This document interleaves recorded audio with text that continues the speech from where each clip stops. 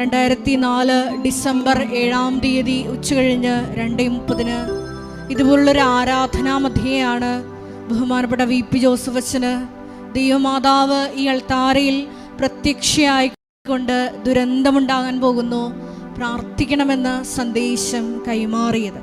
അതുകൊണ്ട് തന്നെ ദുരന്ത മുഖത്ത് നിന്ന് പ്രാർത്ഥിക്കുന്ന നമുക്കെല്ലാവർക്കും വേണ്ടിയും പരിശുദ്ധ അമ്മ ഈ ആരാധനയിൽ ഉടനീളം നമുക്ക് വേണ്ടി മധ്യസ്ഥം വഹിക്കുന്നുണ്ട്. അതുതന്നെയാണ് നമ്മുടെ അടിസ്ഥാന യോഗ്യതയും.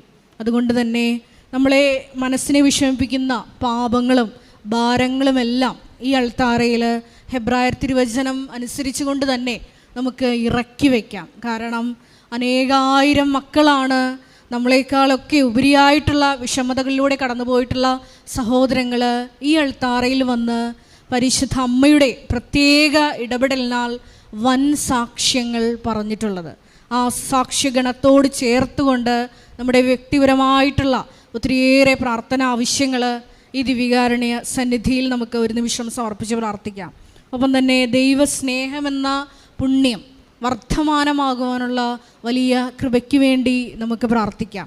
ഈശോ തന്നെ പറഞ്ഞിട്ടുണ്ട്, ദൈവ സ്നേഹത്തിലായിരിക്കുന്നവനോടാണ് എൻ്റെ രഹസ്യങ്ങൾ ഞാൻ വെളിപ്പെടുത്തി കൊടുക്കുന്നത്. യോഹന്നാൻ സുവിശേഷം 14-ാം അധ്യായം 21-ാം തിരുവചനത്തിൽ നമ്മളത് വായിക്കുന്നുണ്ട്. എന്നെ സ്നേഹിക്കുന്നവന് ഞാൻ എന്നെ തന്നെ വെളിപ്പെടുത്തുമെന്നാണ് ഈശോയുടെ തനി വചനം. ഈശോയുടെ തനി വെളിപ്പെടുത്തലുകൾക്കായി ഈ ആരാധനാ മണിക്കൂറിൽ നമുക്ക് കാതോർക്കാം. ബഹുമാനപ്പെട്ട VP ജോസഫ് അച്ഛൻ്റെ അധരങ്ങളിലൂടെ വരുന്ന ഓരോ വാക്കുകളും നമ്മളിൽ ആത്മാവിൻ്റെ വലിയ ചലനങ്ങളുണ്ടാകാനുള്ള വലിയ കൃപയ്ക്ക് വേണ്ടി നമുക്ക് പ്രാർത്ഥിക്കാം. ഒപ്പം തന്നെ നമ്മുടെ ഈ ആലയത്തെ കൃപാസനം എന്ന ഈ ദൈവിക പദ്ധതിയെ ഓർത്ത് ഈശോയ്ക്ക് നമുക്ക് നന്ദി പറയാം. കൃപാസനത്തിൻ്റെ ആത്മീയ, സാമൂഹിക, സാംസ്കാരിക, സാഹിത്യ മേഖലകളെ നമുക്ക് പ്രത്യേകമായിട്ട് സമർപ്പിച്ച് പ്രാർത്ഥിക്കാം. എല്ലാ മേഖലകളിലും ഈശോയ്ക്ക് കൊടുക്കുവാൻ ഞങ്ങളെ ഓരോരുത്തരെയും ഏറെ പ്രത്യേകമായിട്ട് ഓരോ ശുശ്രൂഷകരെയും അഭിഷേകം ചെയ്യണമേ എന്ന് നമുക്ക് പ്രത്യേകമായിട്ട് പ്രാർത്ഥിക്കാം. ഒപ്പം തന്നെ ഈ ധ്യാനത്തിൻ്റെ എല്ലാ ഭൗതിക സാഹചര്യങ്ങളെയും നമുക്ക് ഒരു നിമിഷം അൾത്താരയിൽ സമർപ്പിച്ച് പ്രാർത്ഥിക്കാം. മധ്യസ്ഥ പ്രാർത്ഥനയിലായിരിക്കുന്ന സഹോദരങ്ങൾ, ഗാന ശുശ്രൂഷയിലായിരിക്കുന്ന സഹോദരങ്ങൾ, മീഡിയയിലായിരിക്കുന്ന സഹോദരങ്ങൾ, ക്യാമറ കൈകാര്യം ചെയ്യുന്ന സഹോദരങ്ങൾ, ഈ ധ്യാന ശുശ്രൂഷയുമായിട്ട് ബന്ധപ്പെട്ട് അടുക്കള മുതൽ അൾത്താര വരെ ശുശ്രൂഷ ചെയ്യുന്ന എല്ലാ മക്കളെയും ഈ അൾത്താരയിൽ നമുക്ക് ഒരു നിമിഷം സമർപ്പിച്ച് പ്രാർത്ഥിക്കാം. ഒരിക്കൽ കൂടി നാളിതുവരെ നമുക്ക് ലഭിച്ച എല്ലാ കൃപകൾക്കും അനുഗ്രഹങ്ങൾക്കും നന്ദി പറഞ്ഞുകൊണ്ട് ഈ ധ്യാനം ഏതെല്ലാം സമയം വിവിധ ഭൂഖണ്ഡങ്ങളിൽ ഇരുന്ന് കൂടുന്നുവോ അവർക്കെല്ലാം വലിയ വലിയ ദൈവാനുഭവങ്ങൾ ഉണ്ടാകുവാനും പരിശുദ്ധ അമ്മയുടെ പ്രത്യക്ഷീകരണത്തിൻ്റെ സാക്ഷികളാക്കി ഓരോ മക്കളെയും സമയബന്ധിതമായി ഉയർത്തണമേ എന്ന് പ്രാർത്ഥിച്ചുകൊണ്ട് ദിവ്യകാരുണ്യ നാഥനെ വരവേറ്റുകൊണ്ട് നമുക്ക് ഉച്ചത്തിൽ സ്തുതിക്കാം. ഹല്ലേലൂയ, ഹല്ലേലൂയ, യേശുവേ ആരാധന, ഹല്ലേലൂയ. യേശുവേ ഞങ്ങളുടെ ആലയത്തെ വിശദീകരിച്ച് ഉയർത്തുന്നതിന് നന്ദി പറയുന്നു. പുതിയ പുതിയ ശുശ്രൂഷകൾ ഞങ്ങൾക്ക് നൽകുന്നതിന് നന്ദി പറയുന്നു. യേശുവേ ഞങ്ങളെ സാക്ഷികളാക്കി ഉയർത്തുന്നതിന് നന്ദി പറയുന്നു.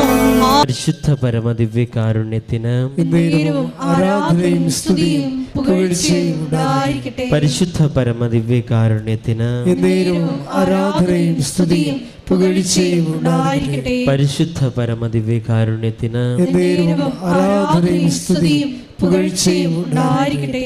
നമുക്കെല്ലാവർക്കും വിശ്വാസത്തോടെ കൃപാസന പ്രത്യക്ഷീകരണ മധ്യസ്ഥ പ്രാർത്ഥന ഏറ്റുചൊല്ലാം. അമ്മേ പരിശുദ്ധ അമ്മേ, അമ്മേ പരിശുദ്ധ അമ്മേ, ദൈവമാതാവേ, കൃപാസനത്തിലൂടെ ഞങ്ങൾക്കും ഞങ്ങളുടെ ദേശത്തിനും അമ്മ മാധ്യസ്ഥം തേടി എല്ലാ അനുഗ്രഹങ്ങളും കൃപകൾക്കും ഞങ്ങളിപ്പോൾ ഹൃദയം നിറഞ്ഞ നന്ദി പറയുന്നു. അമ്മേ പരിശുദ്ധ അമ്മേ, ദൈവമാതാവേ, 2004 ഡിസംബർ 7-ാം തീയതി ഉച്ചകഴിഞ്ഞ് 2:30 കൃപാസനത്തിൽ സംഭവിച്ച അമ്മയുടെ പ്രത്യക്ഷപ്പെടലിനെ കുറിച്ച് തിരുസഭയ്ക്ക് സമർപ്പിച്ചിരിക്കുന്ന പഠനരേഖകളുടെ വസ്തുനിഷ്ഠവും ദൈവശാസ്ത്ര വിധിപ്രകാരമുള്ളതുമായ അന്വേഷണ പഠനങ്ങൾ നടത്തി ആ പ്രത്യക്ഷപ്പെടലിലൂടെ പ്രകടമായ ദൈവമാതാവിന്റെ പ്രത്യേക കരുതലും സംരക്ഷണവും വെളിപ്പെടുത്തുന്ന പീഡിതരുടെ ആശ്വാസവും പ്രവാചകന്മാരുടെ രാജ്ഞിയും വാഗ്ദാനത്തിന്റെ പേടകവും പ്രപഞ്ച പ്രകൃതിയുടെ മാതാവുമായ പരിശുദ്ധ അമ്മയുടെ ഭക്തി തിരുസഭയിൽ കൂടുതൽ പ്രചരിച്ച് ജീവിതത്തിന്റെ ദുരിത ദുരന്ത അവസ്ഥകളിൽ അകപ്പെട്ടു കഴിയുന്ന അനേകായിരം മക്കൾക്ക് ദൈവത്തിന്റെ സാന്നിധ്യവും സന്ധിപ്പും കൂടുതൽ അനുഭവിക്കുക ആത്മീയ വിശുദ്ധി ദൈവശക്തി കൈവരിക്കുവാൻ ഞങ്ങളുടെ കുടുംബങ്ങളെ ഇടയാക്കണമേ. നമുക്ക് സ്തുതിച്ചു പ്രാർത്ഥിക്കാം. ഹല്ലേലൂയ ഹല്ലേലൂയ ഹല്ലേലൂയ ആരാധന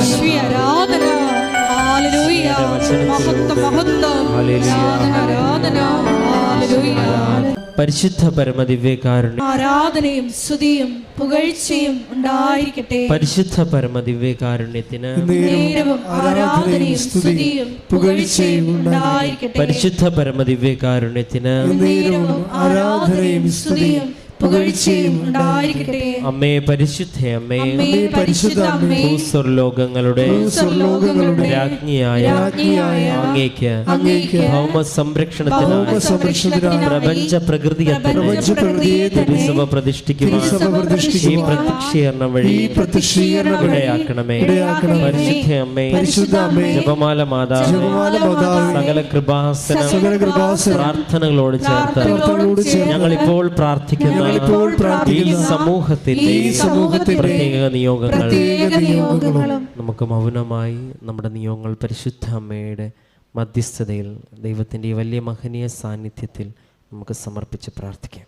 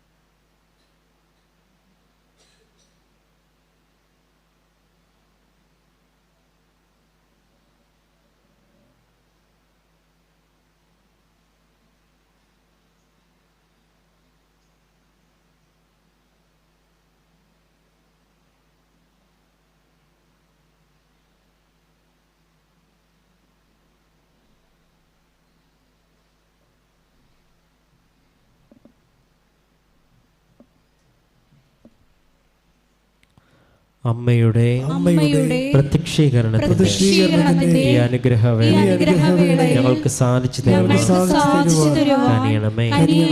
ആമേൻ. നമുക്ക് സ്തുതിച്ച് പ്രാർത്ഥിക്കാം. ഹല്ലേലൂയ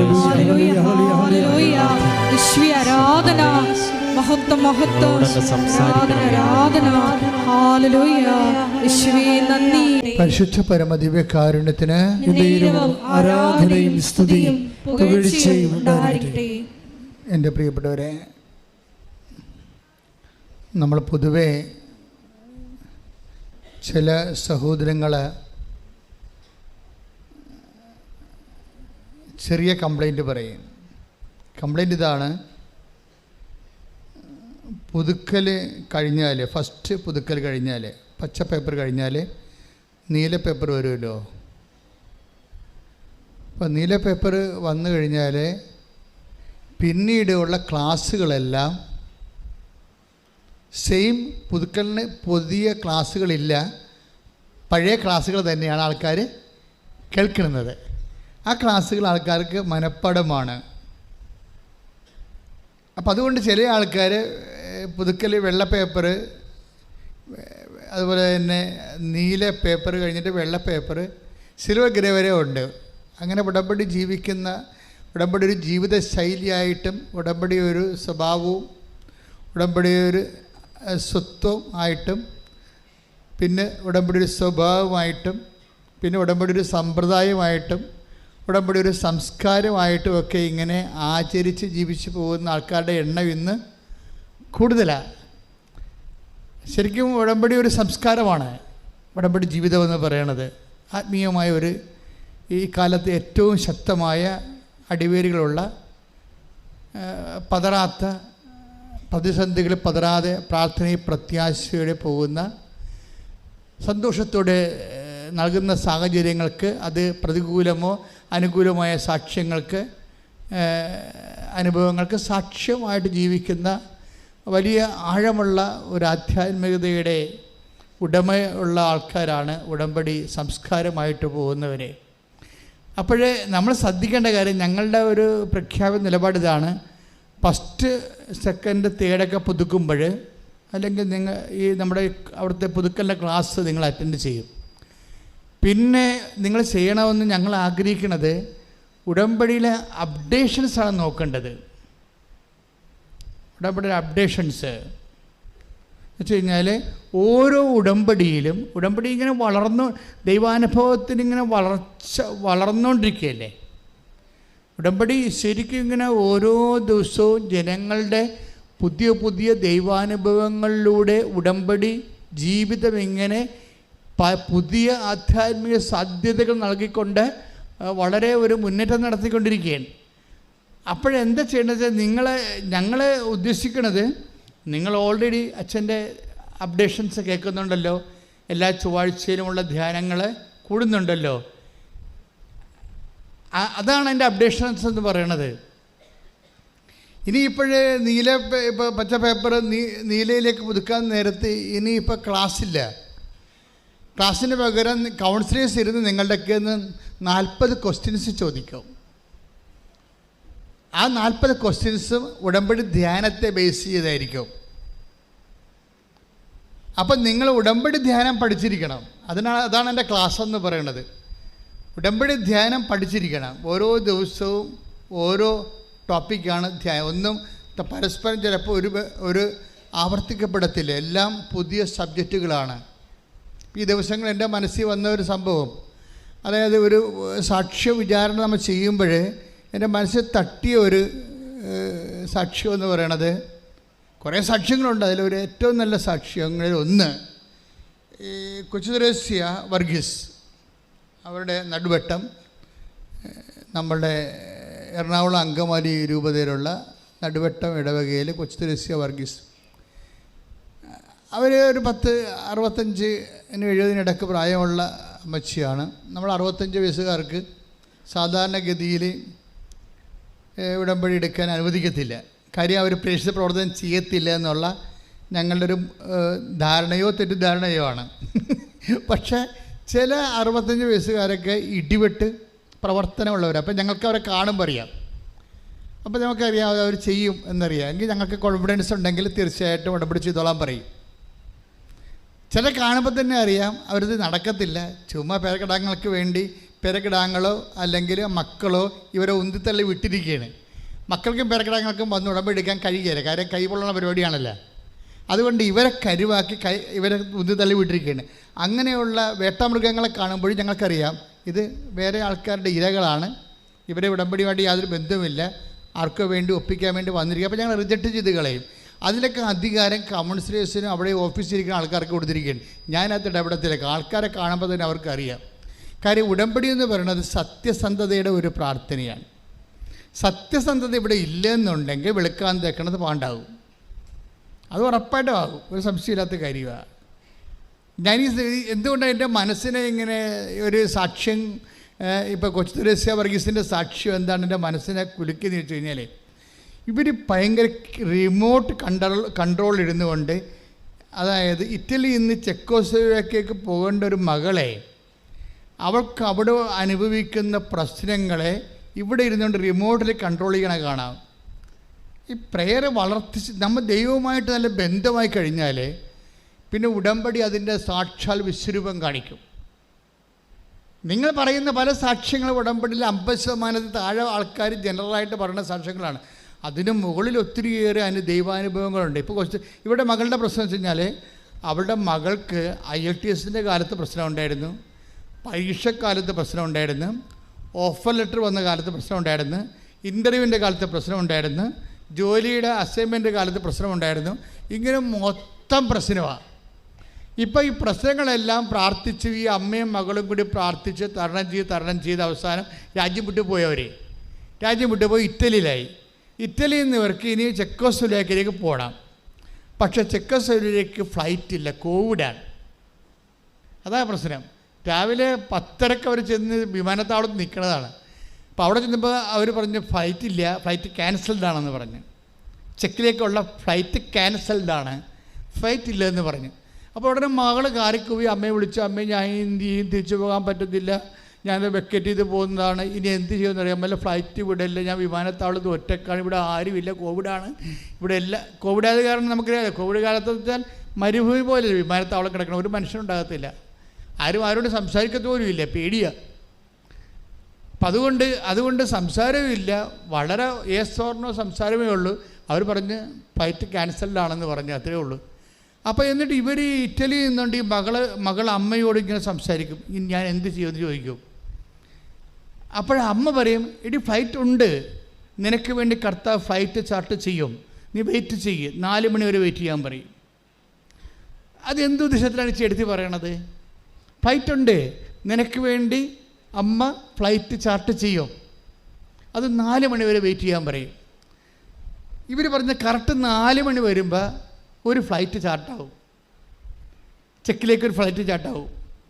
ചാർട്ടായിട്ട് ഇവർ കയറിയിരിക്കും സന്തോഷത്തോടെ. ആ ഫ്ലൈറ്റിൽ എത്ര പേരുണ്ട്? 3 പേര്. ആളില്ല. ആ 3 പേരല്ല 30 പേരായാലും ഫ്ലൈറ്റ് ക്യാൻസൽ ചെയ്യണതാണ്, കാര്യം മുതലാകത്തില്ല. ഈ ചെക്കിലേക്ക് 3 പേരെയും വെച്ചുകൊണ്ട് അതിലൊന്ന് ഇവളാണ്, ബാക്കി 2 പേര് എയർ ഹോസ്റ്റസോ വേറെ ആരാണ്ടാണ്. ഈ ഒരാളെയും വെച്ചുകൊണ്ട് ചെക്കോസ്ലോവാക്യയിലേക്ക് ഫ്ലൈറ്റ് പോകും. ആരാണ് വിടണത്? ഈ കേരളത്തിൽ നിന്നുകൊണ്ട് ഈ പാവപ്പെട്ട അമ്മ വിടണതാണ്. ഇതാണ് ബലമെന്ന് പറയണത്. ഇതിനെ പറഞ്ഞ് വെളിപാടെന്ന് പറയും. അമ്മ ഇനി എന്ത് ചെയ്യുമെന്ന് ചോദിക്കുമ്പോൾ, മകളിനി എന്ത് ചെയ്യുമെന്ന് ചോദിക്കുമ്പോൾ അമ്മ പറയും, നീ വെയിറ്റ് ചെയ്യുക, പരിശുദ്ധ അമ്മ നിനക്ക് വേണ്ടി ഫ്ലൈറ്റ് ചാർട്ട് ചെയ്യും, അത് 4 മണി വരെ വെയിറ്റ് ചെയ്യാൻ പറയും. ഇതെന്തോ ഒരു കൺട്രോളിംഗ് ആണെന്ന് ചോദിക്കുക, കൺട്രോൾ ഓഫീസാണ് ശരിക്കും പറഞ്ഞാൽ.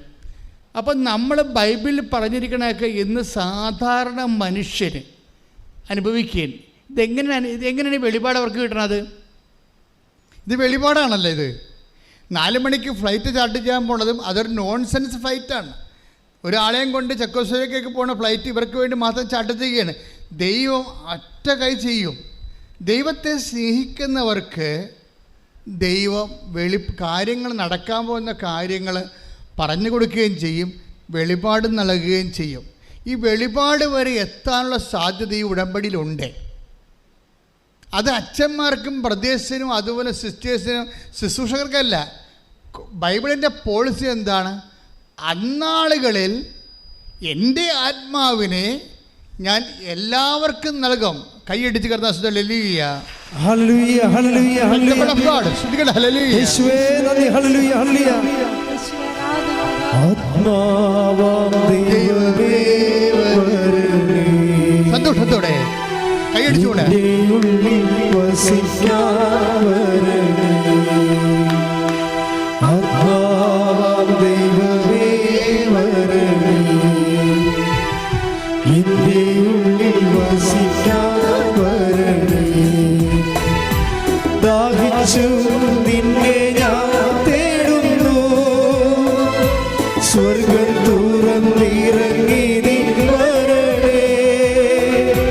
ദാഹിച്ചു നിന്നെ ഞാൻ തേടുന്നു, സ്വർഗം തുറന്നിറങ്ങി നീ വരണേ. ആത്മാവാം ദൈവമേ വരണേ.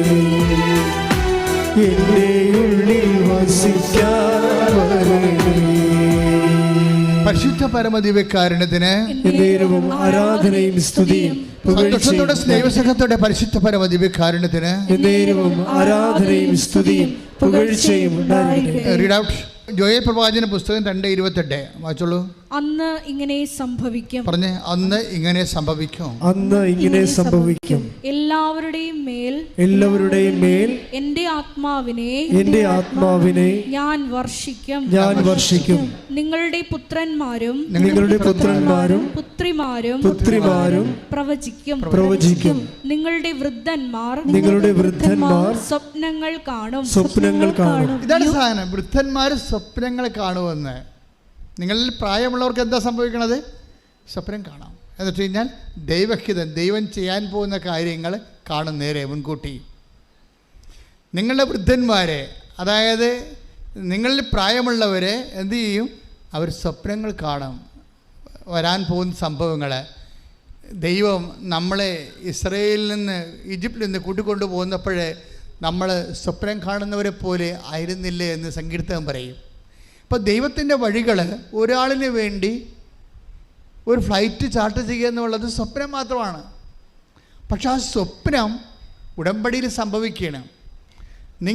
നിങ്ങൾക്കൊരു സ്വപ്നം കണ്ടാൽ അത് അയാഥാർത്ഥ്യങ്ങളെയാണ് നമ്മൾ സ്വപ്നങ്ങളെന്ന് പറയുന്നത്. പക്ഷേ ഉടമ്പടിയിൽ അങ്ങനെയല്ല. ഉടമ്പടി യഥാർത്ഥ സംഭവങ്ങളെയും ദൈവ മനസ്സിനെയും വെളിപാടുകളെയും ആത്മനിറവിനെയും വിളിക്കുന്ന പേരാണ് ദൈവിക സ്വപ്നം. കൈയടിച്ച് സ്തുതിക്കട്ടെ. ഹല്ലേലൂയ.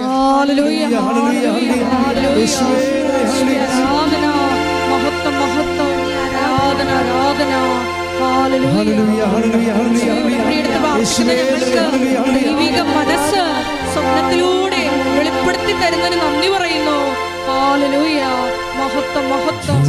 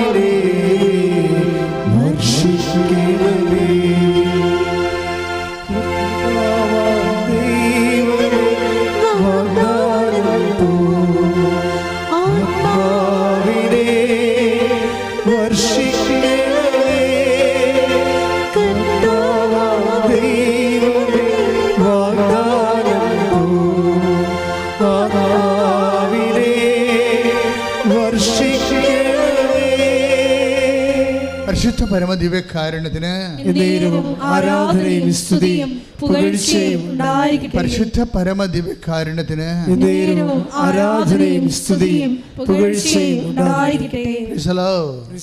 അപ്പോഴേ ഇതുപോലെ ദൈവിക പദ്ധതികൾ, സ്വപ്നതുല്യമായ കാര്യങ്ങൾ ഉടമ്പടി സംഭവിക്കുന്നതിൻ്റെ അടിസ്ഥാനം എന്താണ്? സ്വപ്നതുല്യമായ കാര്യങ്ങൾ. ഇപ്പം നിങ്ങളെ രക്ഷിക്കാൻ ഒരു മാർഗവുമില്ല. ദൈവം നിങ്ങൾക്ക് വേണ്ടി ഒരു സ്വപ്നം കാണും ദൈവം. അതെന്തുകൊണ്ടാണ് ഇങ്ങനെ സ്വപ്നങ്ങൾ ഉണ്ടാകുന്നത്? എന്തിൻ്റെ ബേസ് എന്താ? വെളിപാട് സ്വപ്നങ്ങൾ. സ്വപ്നം ഒരു വെളിപാടല്ലേ? അതിൻ്റെ ബേസ് എന്താ? അതിൻ്റെ ബേസ് എന്താണെന്ന് അറിയാതെ ഉടമ്പടി നിങ്ങൾക്ക് മുന്നോട്ട് പുരോഗമിക്കാൻ പറ്റത്തില്ല. സ്വപ്ന വെളിപാടുകളുടെ എന്താണ് ഉടമ്പടിയുടെ ആധാരം? അതിൻ്റെ ആധാരം യോഹന്നാൻ്റെ സുവിശേഷം 14:21. ശ്രുതികട. ഹല്ലേലൂയ.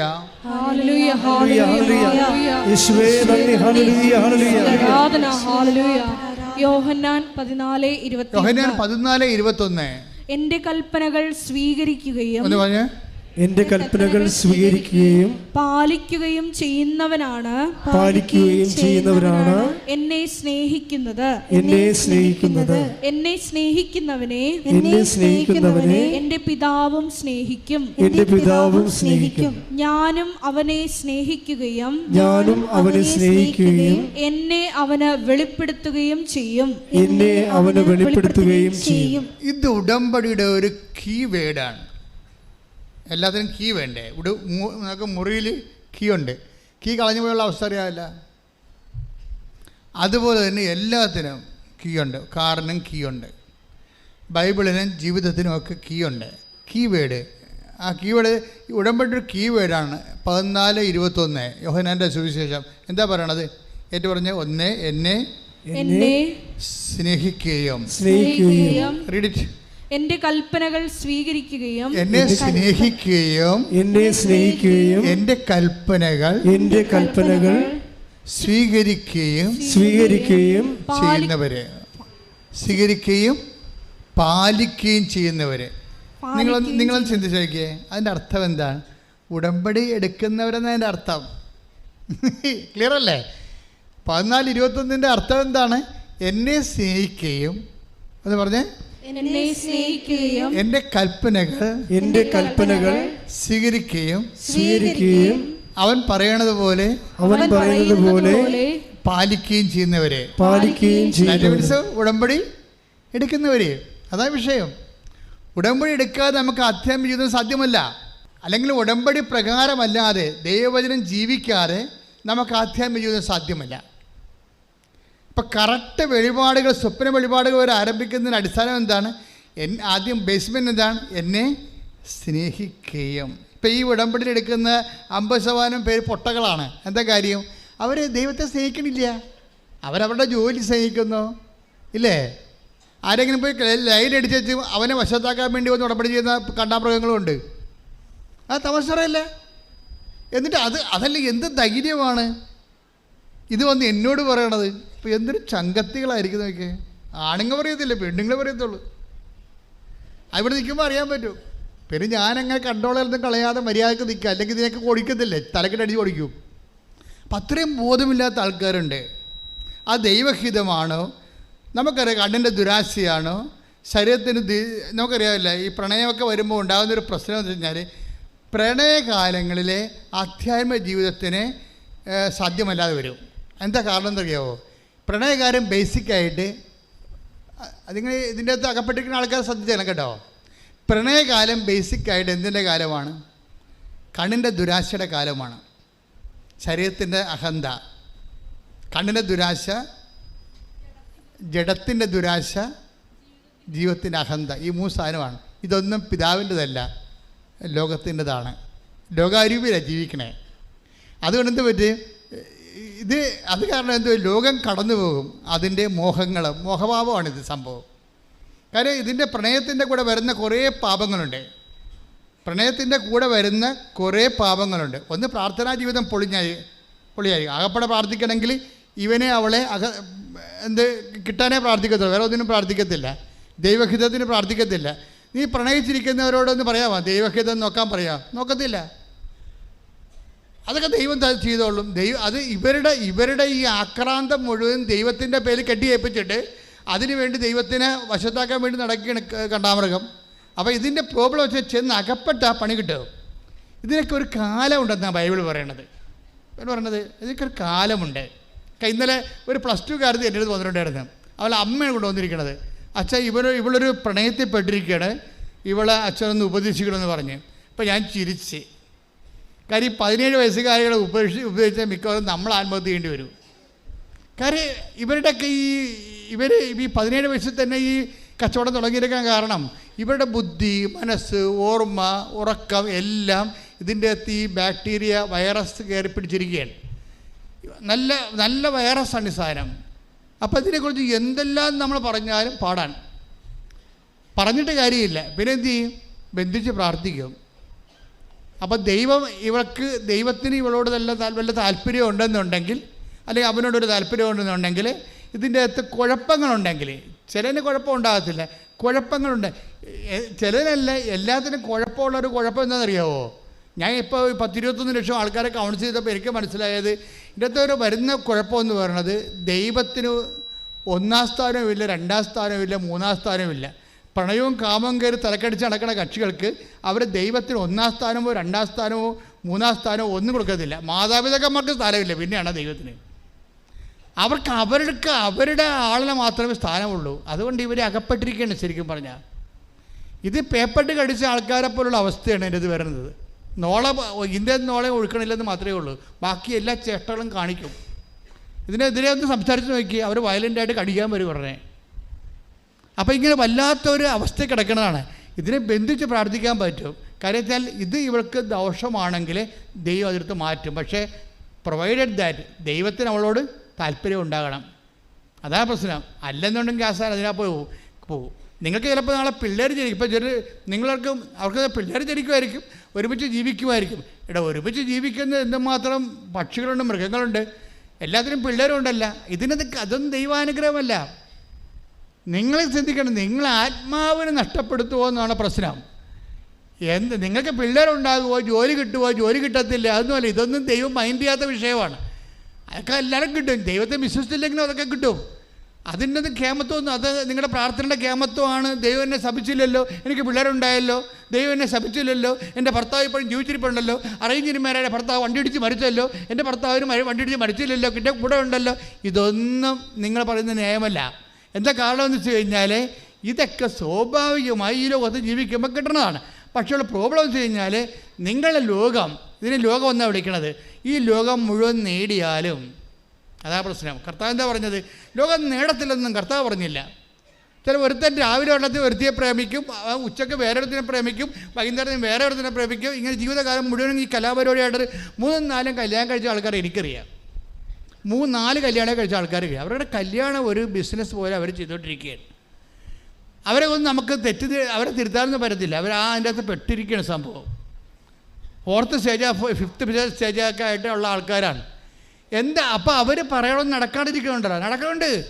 അവർ ജീവിക്കുന്നുണ്ട്, ഭക്ഷണം കഴിക്കുന്നുണ്ട്, ജോലി കിട്ടുന്നുണ്ട്, പരീക്ഷ കിട്ടുന്നുണ്ട്, വസ്തു വിൽക്കണില്ലേ, വീട് വെക്കണില്ലേ, എല്ലാ പരിപാടിയും ചെയ്യും.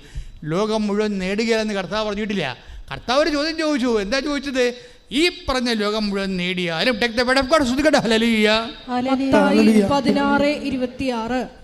മത്തായി 16:26 ഒരുവൻ ലോകം മുഴുവൻ നേടിയാലും ലോകം മുഴുവൻ നേടിയാലും സ്വന്തം ആത്മാവിനെ നഷ്ടപ്പെടുത്തിയാൽ അവന് എന്ത് പ്രയോജനം? അപ്പൊ ദൈവം എന്താ നോക്കണത്? ഈ ഉടമ്പടി എടുക്കുമ്പോ ആത്മാവ് ഓക്കെ ആണെന്ന് നോക്കത്തുള്ളു. അല്ല നിനക്ക് സൗന്ദര്യമുണ്ടാ, ആരോഗ്യമുണ്ടാ, നിനക്ക് ദീർഘായുസുണ്ട്, ഇതൊന്നും ദൈവത്തിൻ്റെ സബ്ജക്റ്റ് പോലും അല്ല. എന്താ കാര്യം? ഇതൊക്കെ ഇപ്പോൾ മണ്ണോട് മണ്ണ് തീരാൻ പോണ കാര്യങ്ങളാണ്. കുറച്ച് ദിവസത്തിൻ്റെ വർഷത്തിൻ്റെ വ്യത്യാസം മാത്രമേ ഉള്ളൂ. എല്ലാം മണ്ണോട് മണ്ണ് തീർന്ന് അങ്ങോട്ട് തീരാൻ പോണ കാര്യങ്ങളാണ്. ഇതൊന്നും ദൈവം ഇതിനെക്കുറിച്ചൊന്നും ദൈവം ബോധറല്ല. പക്ഷേ എന്താ പ്രശ്നം? നിങ്ങൾക്ക് ആത്മാവ് നഷ്ടപ്പെടുകയോ ഇല്ലയോ എന്ന് മാത്രമേ ദൈവം നോക്കത്തുള്ളൂ. നിങ്ങൾ ആത്മാവിനെക്കുറിച്ച് കൃത്യതയെക്കുറിച്ച് ബോധമില്ല എന്നുണ്ടെങ്കിൽ മൊത്തം പോയിരിക്കുകയാണ് ബോധം. ആത്മാവിനെക്കുറിച്ച് നിങ്ങൾക്ക് ബോധമില്ല എന്നുണ്ടെങ്കിൽ നിങ്ങളുടെ ബോധം മൊത്തം പോയിരിക്കുകയാണ്. കാര്യം എന്താ? ബോധം ഉണ്ടായിട്ട് കാര്യമില്ല. പോകാനുള്ളത് നേരത്തെ പോയിരിക്കുന്നു. പിന്നെ കുറച്ച് നാൾ ഇനി ജീവിക്കുമായിരിക്കും. അത് കഴിയുമ്പോൾ ചത്തും പോകും. ദൈവത്തിൻ്റെ അടുത്ത് എത്തത്തുമില്ല. ഇതാണ് എൻ്റെ അത് വിഷയം. അപ്പം അതുകൊണ്ട് ഈ വിഷയത്തിൽ വളരെ ബുദ്ധിപൂർവമായ ഒരു നിലപാടെടുക്കേണ്ടി വരും. കർത്താവിനോട് അങ്ങോട്ട് ചെന്ന് പറയണം. എന്താണ്? ദൈവമേ, എൻ്റെ കണ്ണ് അകപ്പെട്ടിരിക്കുകയാണ്. ഏ സമയത്താണ് ഈ മനുഷ്യൻ കണ്ടെന്നറിയത്തില്ല. പക്ഷേ ഇത് നിൻ്റെ ഹിതമാണെന്ന് എനിക്കറിയത്തില്ല. അതുകൊണ്ട് ഞാൻ തൽക്കാലം സ്റ്റോപ്പ് പേയ്മെൻറ്റ് ചെയ്യുന്നു. എന്താണ്? ബൈബിൾ പറഞ്ഞിട്ടുണ്ട്, പ്രണയിക്കാൻ ഒരു കാലം എന്ന് പറഞ്ഞിട്ടുണ്ട്. Take the bed of God. സഭാപ്രസംഗി 3:5 കല്ല് പെറുക്കി കളയാൻ ഒരു കാലം. സഭാപ്രസംഗി 3:5 കല്ല് പെറുക്കി കളയാൻ ഒരു കാലം. കല്ല് പെറുക്കി കൂട്ടാൻ സമയമാണ് നിൻ്റെത്. നിന്നെ പഠിപ്പിച്ച മാതാപിതാക്കന്മാർ ബാങ്കിൽ ലോൺ എടുത്ത് കിഡ്നി പണയം വെച്ചിട്ടുണ്ടെങ്കിൽ അവർ തിരിച്ച് ബാങ്കാരുടെ കയ്യിൽ നിന്ന് മാതാക്കന്മാരുടെ കിഡ്നി വീണ്ടെടുക്കാനുള്ള സമയമാണിത്. അല്ല ഇതെങ്കിൽ സൊള്ളി നടക്കാൻ ശാശി പറയാനുള്ള സമയമല്ല. അതാണ് ബോധം കുറിച്ചത്. അത് ഞാൻ പറഞ്ഞ അനുസരിച്ചാൽ നീ രക്ഷപ്പെടും, അല്ലെങ്കിൽ നിന്റെ കാര്യത്തിൽ ഇപ്പം തന്നെ തീരുമാനമായിട്ടുണ്ടെന്ന് പറഞ്ഞു. അതെന്താ കാര്യം? ഇതൊക്കെ കട്ടൻ്റെതായിട്ട് പറഞ്ഞു കൊടുക്കേണ്ട കാര്യമാണ്. നിങ്ങളൊക്കെ അകപ്പെട്ടിട്ടുണ്ടെങ്കിൽ അച്ഛമ്മൻ്റെ വചനങ്ങൾ ശ്രദ്ധിക്കണം. ഇതിനൊക്കെ ഒരു ടൈമുണ്ട്. എന്താ ബൈബിൾ പറയണത്? സമയത്തിന് മുമ്പേ പ്രണയത്തെ തട്ടി ഉണർത്തരുത്. Take the word of God. ഉത്തമ ഗീതം ശ്രദ്ധിക്കട്ടെ. ഹല്ലേലൂയ ഹല്ലേലൂയ ഹല്ലേലൂയ യേശുവേ ഹല്ലേലൂയ ഹല്ലേലൂയ ഹല്ലേലൂയ ഹല്ലേലൂയ ഹല്ലേലൂയ ഹല്ലേലൂയ നിൻ ഗീതം പോലെ നടത്തണേ പോകേണ്ട വഴിയെ കാണിക്കണേ നിൻ ഗീതം പോലെ നടത്തണേ പോകേണ്ട വഴിയെ കാണിക്കണേ. വായിച്ചോളൂ. ഉത്തമഗീതം 8:4. ഉത്തമഗീതം 8:4.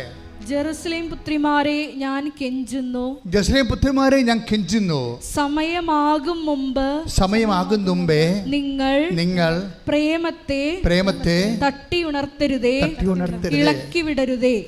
ഇളക്കി വിടരുത്, പണി കിട്ടുമെന്നർത്ഥം. സമയമാകും മുമ്പ് ഇങ്ങനെയുള്ള കച്ചവടത്തിന് പോകരുത്, പണി കിട്ടാൻ സാധ്യത ഉണ്ട്. ഇതിനൊക്കെ ഒരു കാലമുണ്ട്. നിങ്ങൾ വിവാഹം കഴിച്ചാലും ഇപ്പം വിവാഹം കഴിച്ചാലും സ്നേഹിക്കണവരാണെങ്കിൽ സ്നേഹിക്കാൻ പറ്റിയ ഒരു പ്രശ്നമില്ല. നമ്മുടെ സ്വന്തം കാലം നിന്ന് കഴിഞ്ഞാൽ നമ്മുടെ കുഞ്ഞുങ്ങളെ വിശ്വാസം വളർത്താൻ പറ്റുമെന്ന് ഉറപ്പുണ്ടെങ്കിൽ നിങ്ങൾ സ്നേഹിക്കാൻ പറ്റും. പക്ഷെ അതിക്ക് മുമ്പ് മാതാപിതാക്കന്മാരും എടുത്ത് എത്തിയിട്ടില്ല, സ്വന്തം ആങ്ങളമാരും എത്തിയിട്ടില്ല, അപ്പന്മാരും എത്തിയിട്ടില്ല, കുടുംബത്തിലിങ്ങനെ അധോഗതി കിടക്കുകയാണ്, കുടുംബത്തിൻ്റെ കടവും മാറിയിട്ടില്ല. അപ്പം ഇങ്ങനെ കലാപരിപാടിയൊക്കെ പോയി കഴിഞ്ഞാൽ അത് ദൈവഹിതമല്ല. അതാണ് പ്രശ്നം. ദൈവഹിതം ഒരു പ്രശ്നമാണ്, ദൈവത്തിൻ്റെ ഇഷ്ടം. കാര്യം ദൈവത്തിൻ്റെ ഇഷ്ടമെന്ന് പറഞ്ഞാൽ എന്താണ്? നമ്മളുടെ മേലൊരു നുകം വെക്കുക അല്ല ദൈവം ചെയ്യണത്. നമ്മളുടെ നന്മകളെ ഉദ്ദേശിച്ചുകൊണ്ട് ദൈവത്തിൻ്റെ പദ്ധതികളാണ് ദൈവത്തിൻ്റെ ഇഷ്ടമെന്ന് പറയണത്. അപ്പോൾ ദൈവത്തിൻ്റെ ഇഷ്ടം, ഇപ്പോൾ അതായത് ദൈവഹിതം അനുസരിച്ച് ജീവിക്കുന്നവരില്ലേ? ഇപ്പോൾ 7:21 എടുത്തേ. 7:21 മത്തായി സുവിശേഷം. ശ്രദ്ധിക്കട്ടെ. ഹല്ലേലൂയ ഹല്ലേലൂയ ഹല്ലേലൂയ ഹല്ലേലൂയ യേശുവേ നന്ദി. ഹല്ലേലൂയ ഹല്ലേലൂയ. മത്തായി 7:21. കർത്താവേ കർത്താവേ എന്ന് എന്നോട്. മത്തായി 7:21 എന്താ പറയണത്? കർത്താവേ കർത്താവേ കർത്താവേ കർത്താവേ എന്ന് എന്നോട് വിളിച്ചപേക്ഷിക്കുന്നവനല്ല എന്റെ സ്വർഗസ്ഥനായ പിതാവിന്റെ ഇഷ്ടം നിറവേറ്റുന്നവനാണ് സ്വർഗരാജ്യത്തിൽ പ്രവേശിക്കുക. മനസ്സിലായില്ലേ? ദൈവത്തിന്റെ ഇഷ്ടം എവിടുന്നാ വരണത്? ദൈവത്തിന്റെ വചനത്തിൽ നിന്നാണ് വരണത്. അപ്പം വചനത്തിൽ ഈ വിഷയത്തെക്കുറിച്ചെല്ലാം കൃത്യമായ നിർദ്ദേശങ്ങൾ നൽകിയിട്ടുണ്ട്. അതാണ് ദൈവേഷ്ടം എന്ന് വായിക്കണത്. നമ്മൾ എന്തിനാണ് ബൈബിൾ വായിക്കണത്? നമ്മൾ എന്തിനാണ് ബൈബിൾ പ്രാർത്ഥിക്കണത്? നമ്മൾ എന്തിനാണ് ബൈബിൾ പ്രസംഗം കേൾക്കണത്? അതിൽ ദൈവേഷ്ടമുണ്ട്, അത് ദൈവത്തിൻ്റെ ഇഷ്ടമുണ്ട്. അതനുസരിച്ചാണ് നമ്മുടെ ജീവിതത്തെ. ഇപ്പോൾ ചില ആൾക്ക് പറയും ഞാൻ 3 പ്രാവശ്യം സമ്പൂർണ്ണ ബൈബിൾ വായിച്ചു. ചില പറയും ഞാൻ 3 പ്രാവശ്യം സമ്പൂർണ്ണ ബൈബിൾ എഴുതി. നീ എഴുതിക്കോ, ഒരു പ്രശ്നവുമില്ല. കഴിക്കുന്നില്ല മസിലുണ്ടെങ്കിൽ ജീവിതകാലം മുഴുവൻ ബൈബിൾ എഴുതിക്കോ. പക്ഷെ അതൊന്നും അല്ലല്ല പ്രശ്നം. ബൈബിൾ നീ 10 എഴുതിയാലും ആ ദൈവവചനം നിങ്ങൾ ദൈവവചനം വായിക്കുന്നു, അതിലെന്താണ്? നിത്യജീവനുണ്ട്. Take the word of God. ശ്രദ്ധിക്കട്ടെ. ഹല്ലേലൂയ ഹല്ലേലൂയ ഹല്ലേലൂയ ഹല്ലേലൂയ ഹല്ലേലൂയ ഹല്ലേലൂയ യേശുവേ നന്ദി. ഹല്ലേലൂയ ആരാധന ആരാധന യേശുവേ ആരാധന ആരാധന ആരാധന യേശുവേ ആരാധന. യോഹന്നാൻ 5:39. യോഹന്നാൻ 5:39. വിശുദ്ധ ലിഖിതങ്ങൾ നിങ്ങൾ പഠിക്കുന്നു. Praise the Lord. വിശുദ്ധ ലിഖിതങ്ങൾ നിങ്ങൾ പഠിക്കുന്നു. എന്തെന്നാൽ അവയിൽ നിത്യജീവൻ ഉണ്ടെന്ന് നിങ്ങൾ വിചാരിക്കുന്നു. Praise the Lord.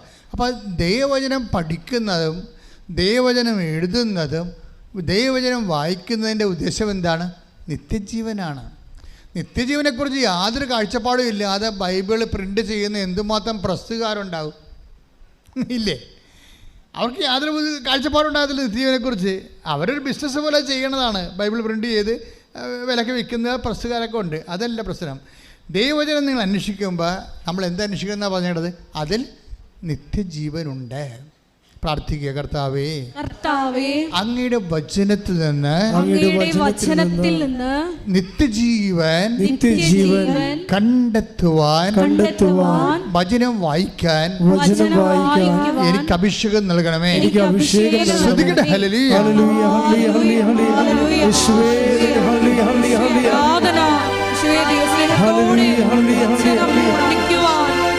നിത്യജീവിതത്തെ കുറിച്ചുള്ള ഉൾക്കാഴ്ച ഈ ആരാധനയിലൂടെ ഞങ്ങൾക്ക് നൽകണമേ. ഹല്ലേലൂയ.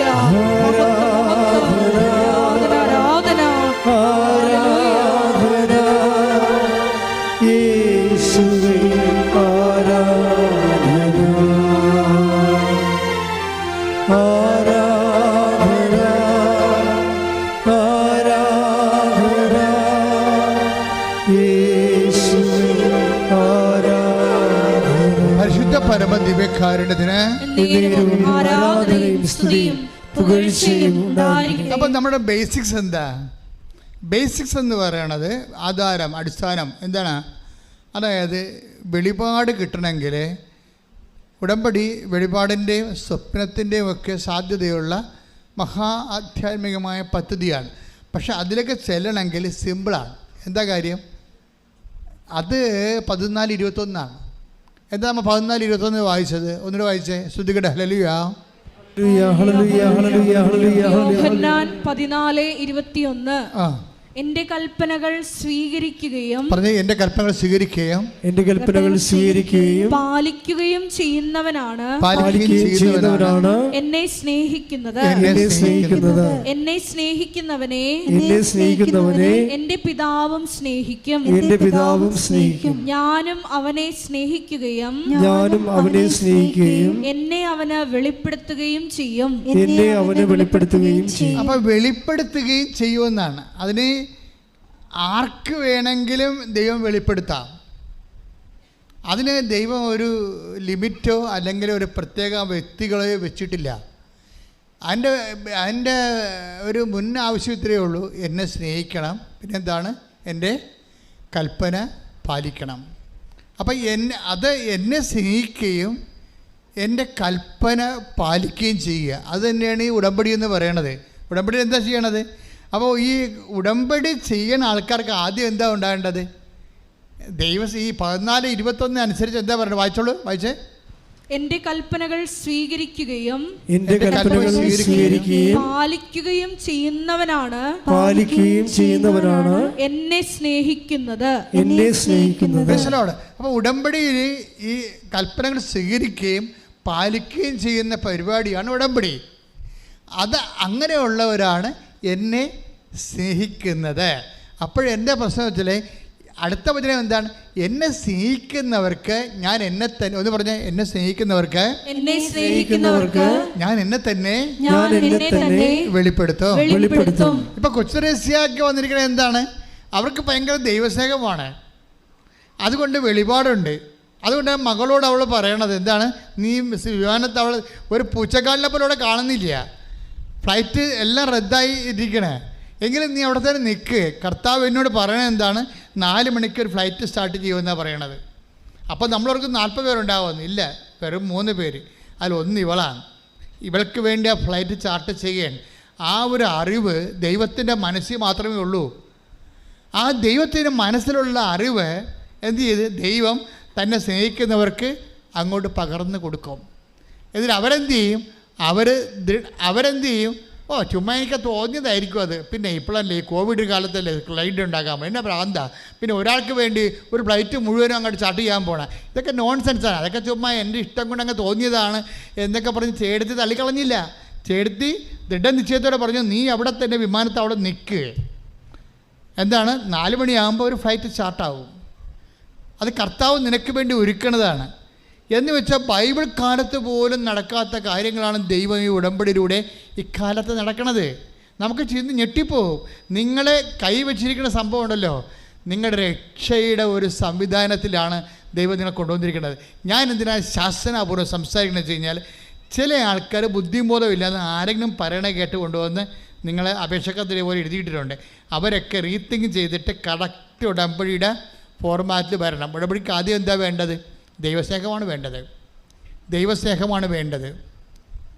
ഇപ്പം ദൈവസ്നേഹം ആദ്യമായിട്ട് ഉറപ്പ് വരുത്തി കഴിഞ്ഞാൽ, ദൈവസ്നേഹമാണോ നിങ്ങളുടെ വ്യക്തികളുടെ സ്നേഹം ഉണ്ടാകും, വസ്തുക്കളോട് സ്നേഹം ഉണ്ടാകും, വിഷയങ്ങളോട് താല്പര്യം ഉണ്ടാകും. അപ്പോൾ നിങ്ങളുടെ ദൈവസ്നേഹത്തേക്കാൾ കൂടുതലാണോ നിങ്ങളുടെ വിഷയങ്ങളോട് താല്പര്യമെന്ന് നിങ്ങൾ ആത്മശോധന ചെയ്യണം. നിങ്ങൾ നോക്കണം. എനിക്ക് വീടില്ല എന്ന് വിചാരിച്ചോ, വീടില്ലെന്ന് വിചാരിച്ചോ, വീട് കിട്ടാൻ വേണ്ടിയാണ് ഞാൻ ഉടമ്പടി ചെയ്തത്. അപ്പോൾ നമ്മൾ ഉടനെ ആൾക്കാരെല്ലാം നമ്മൾ സ്ക്രൂ ചെയ്തു. ഉടമ്പടി നമ്മൾ ചെന്ന ഒരു ഉടമ്പടി എടുത്താൽ മതി, പിറ്റേ ദിവസം തന്നെ ലൈഫ് മിഷൻ്റെ വീട് നമുക്ക് അനുവദിക്കും. അപ്പോൾ പഞ്ചായത്തിൽ ഒരു 16-ാം തീയതി ലൈഫ് മിഷൻ്റെ വീടുണ്ടെങ്കിൽ അതിനു വേണ്ടി ചില കാണ്ടാമൃഗം വന്ന് ഉടമ്പടി ചെയ്തിട്ടുണ്ട്. എന്നിട്ട് ഈ 16-ാം തീയതി പറഞ്ഞ് ഈ ചില ആൾക്കാർ ദീർഘശ്വാസം വായു വലിക്കണ പോലെ വായു വലിച്ചുകൊണ്ടിരിക്കുകയാണ്. ബുദ്ധിബോധമില്ലാത്ത പിശാചുക്കളെ ദൈവത്തിൻ്റെ വചനങ്ങൾ അറിയാൻ പാടില്ലാതെ ഭൗതികമായ കാര്യങ്ങൾക്ക് വേണ്ടി ദൈവത്തിൻ്റെ കൈയും കാര്യം കെട്ടാൻ വേണ്ടി പിശാചിനെ വേഷം കെട്ടി വന്നിരിക്കുകയാണ്. അപ്പോൾ എന്താ ചെയ്യേണ്ടതെന്ന് വെച്ചാൽ, നിങ്ങൾ ചെയ്യേണ്ട വിഷയം എന്ന് വെച്ച് കഴിഞ്ഞാൽ, നമ്മൾ ചെയ്യുമ്പോൾ നമ്മുടെ വീടിനേക്കാൾ വലുതാണ് കർത്താവിന് തോന്നണം. അതാണ് ദൈവസ്നേഹം എന്ന് പറയുന്നത്. നിങ്ങൾ ദൈവസ്നേഹം ഉണ്ടോ ഇല്ലയോ എന്നെങ്ങനെ അറിയാൻ പറ്റും? നിങ്ങളുടെ മകളുടെ കല്യാണം, അല്ല നിങ്ങളുടെ മകളുടെ ഓഫർ ലെറ്റർ, അത് നിങ്ങളുടെ ഇൻ്റർവ്യൂ, ആ ഇൻ്റർവ്യൂ നഷ്ടപ്പെട്ട് കഴിഞ്ഞാൽ ഉടനെ മകൾ പറഞ്ഞു, എൻ്റെ അമ്മ ഇതാണ് അമ്മ പറഞ്ഞ ഉടമ്പടി, പിന്നെയും പോയില്ല.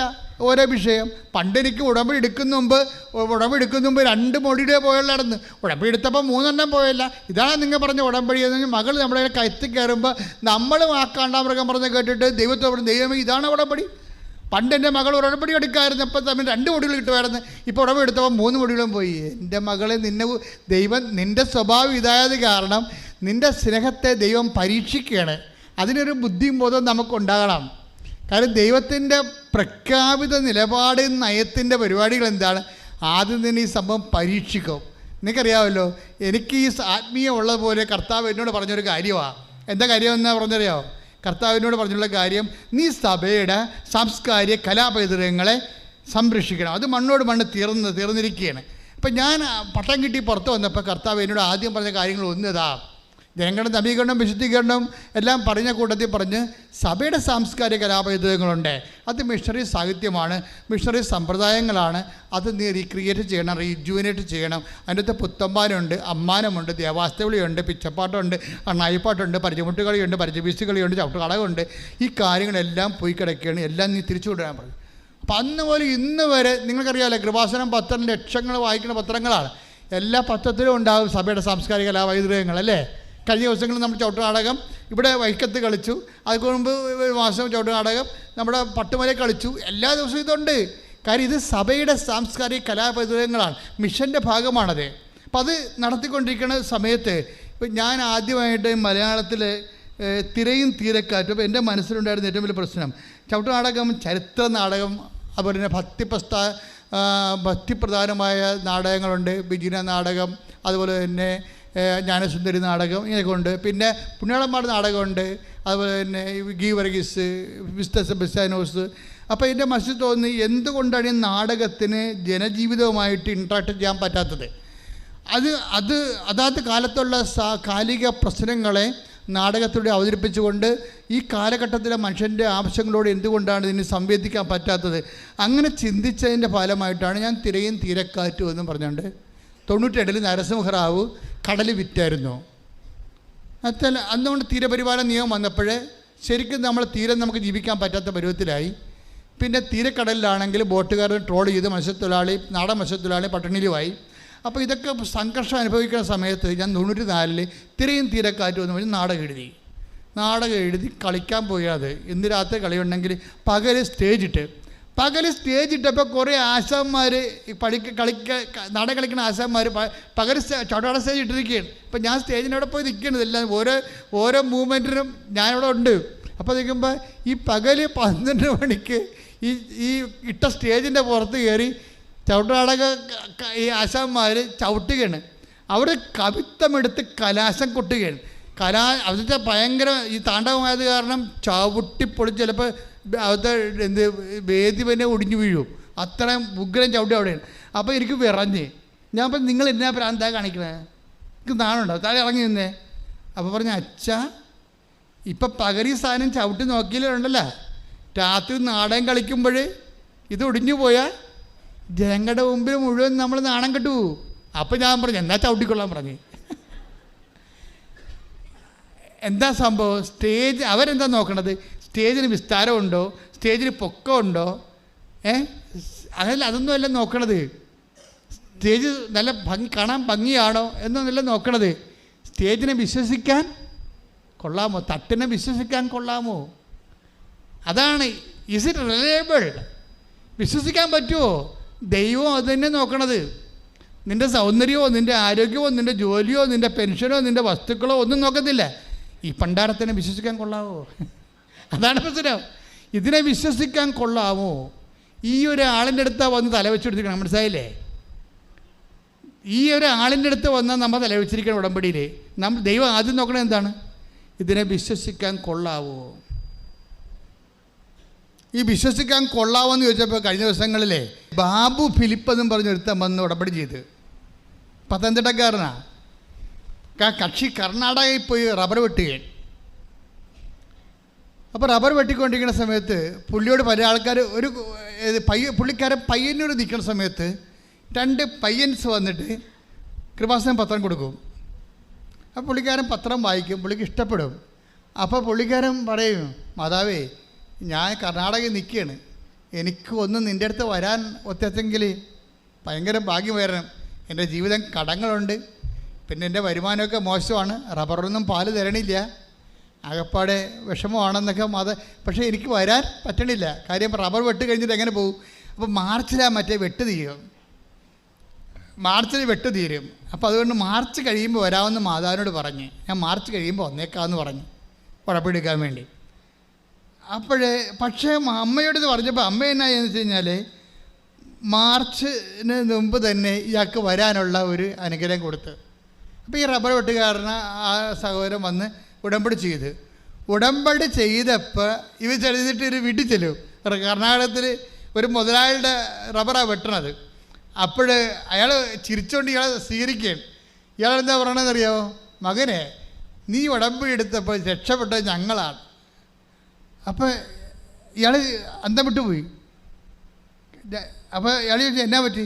അല്ല, നീ വെട്ടണ റബ്ബർ തോട്ടം വിറ്റുപോയെന്ന് പറഞ്ഞു. കാര്യം ഇവിടെ കണ്ടില്ലേ? അയാൾ ആ റബ്ബർ തോട്ടത്തിൽ നിന്ന് ജീവിക്കാൻ വേണ്ടി കുറച്ചുകൂടി പാല് കിട്ടാൻ വേണ്ടിയാണ് വന്ന് ഉടമ്പടി ചെയ്തിരിക്കുന്നത്. റബ്ബറിന് പാല് കുറവാണ്. അപ്പം ഇത്തിരി പാല് കിട്ടാൻ വേണ്ടിയാണ് ആ മനുഷ്യൻ വന്ന് ഉടമ്പടി ചെയ്തിരിക്കുന്നത്. ഈ ഉടമ്പടിയും ചെയ്ത് അവിടെ ചെന്നപ്പോൾ എന്നാ പറ്റി? ആ പുള്ളിക്കാരൻ വെട്ടിക്കൊണ്ടിരുന്ന റബ്ബർ തോട്ടം വിറ്റുപോയി. വിറ്റുപോയെങ്കിൽ അയാൾ ഉടനെ ഈ മനുഷ്യൻ ഉടനെ പറയുവേ, സാരമില്ല, മാതാവ് എനിക്ക് വേറെ എന്തെങ്കിലും കണ്ടു കാണും, എൻ്റെ ജീവിതമാർഗ്ഗം മുട്ടിപ്പോയില്ലേ, അപ്പോൾ അമ്മ എനിക്കെന്തെങ്കിലും കണ്ടു കാണും.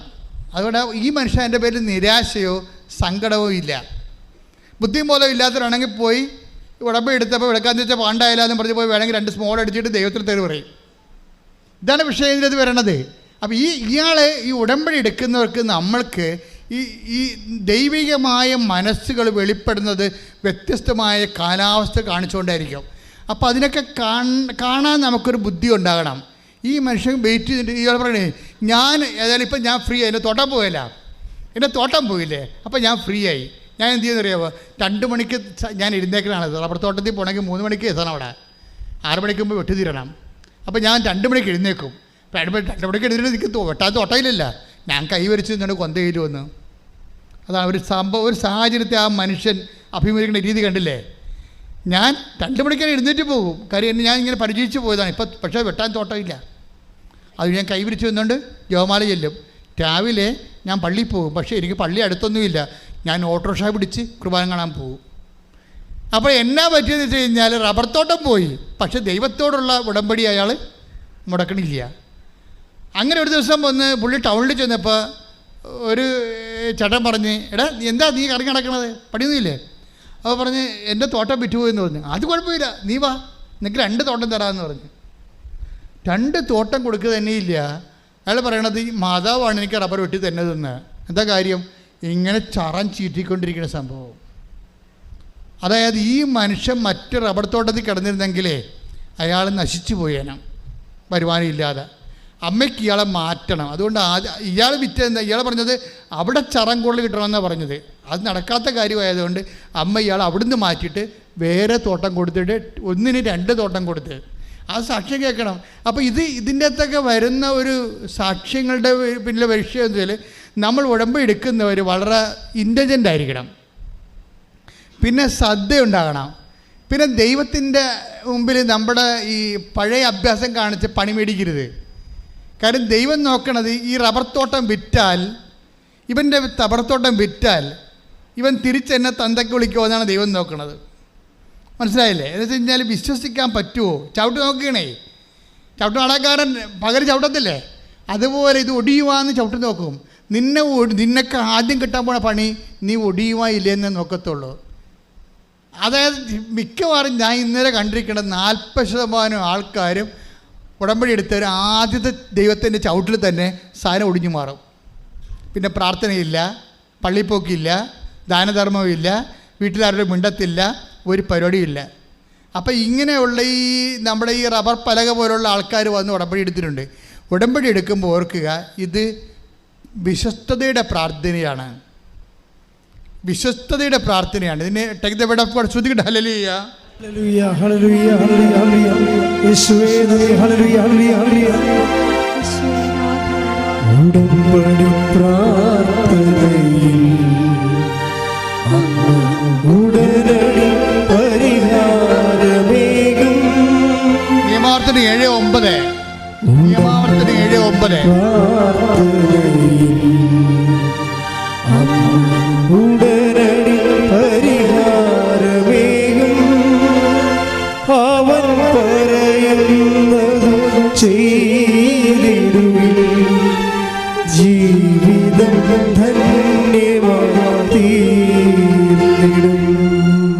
നിയമാവർത്തനം 7:9. ഇതുപോലെ തന്നെ നമ്മുടെ 11:21-17 വായിച്ചില്ലേ? 17:21.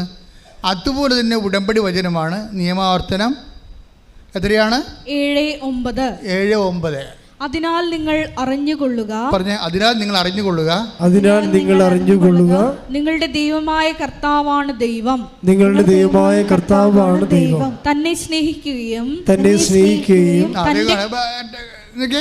ആദ്യം തുടങ്ങണ എന്താണ്? തന്നെ സ്നേഹിക്കുക. അവിടുന്ന് തുടങ്ങണ ഉടമ്പടി തുടങ്ങണ എങ്ങനെയാണ്?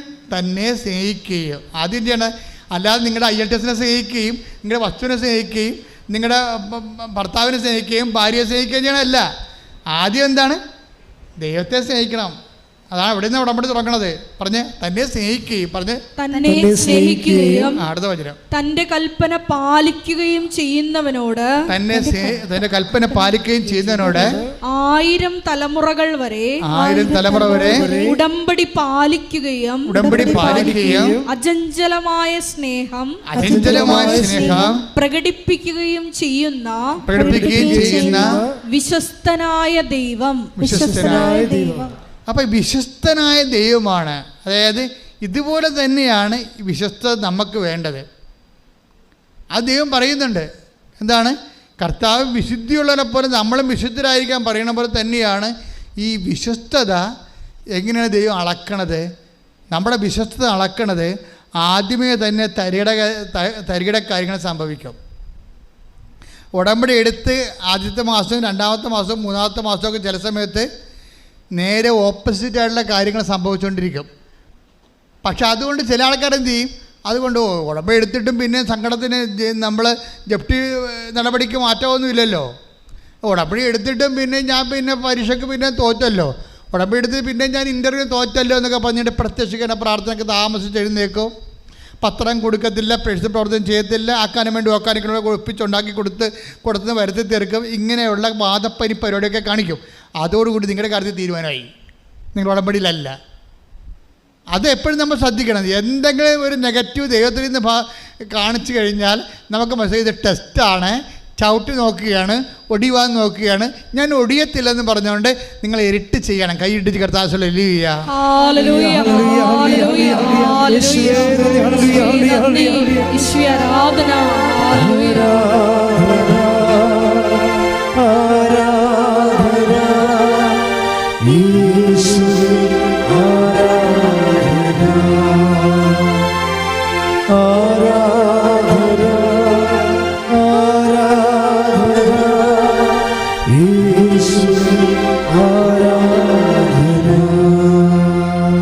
ഇതെന്ത് സംഭവിച്ചു കഴിഞ്ഞാൽ എപ്പോഴും നമ്മൾ ഈ വിശ്വസ്തത കാണിക്കണമെങ്കിൽ എന്താ വേണ്ടത്?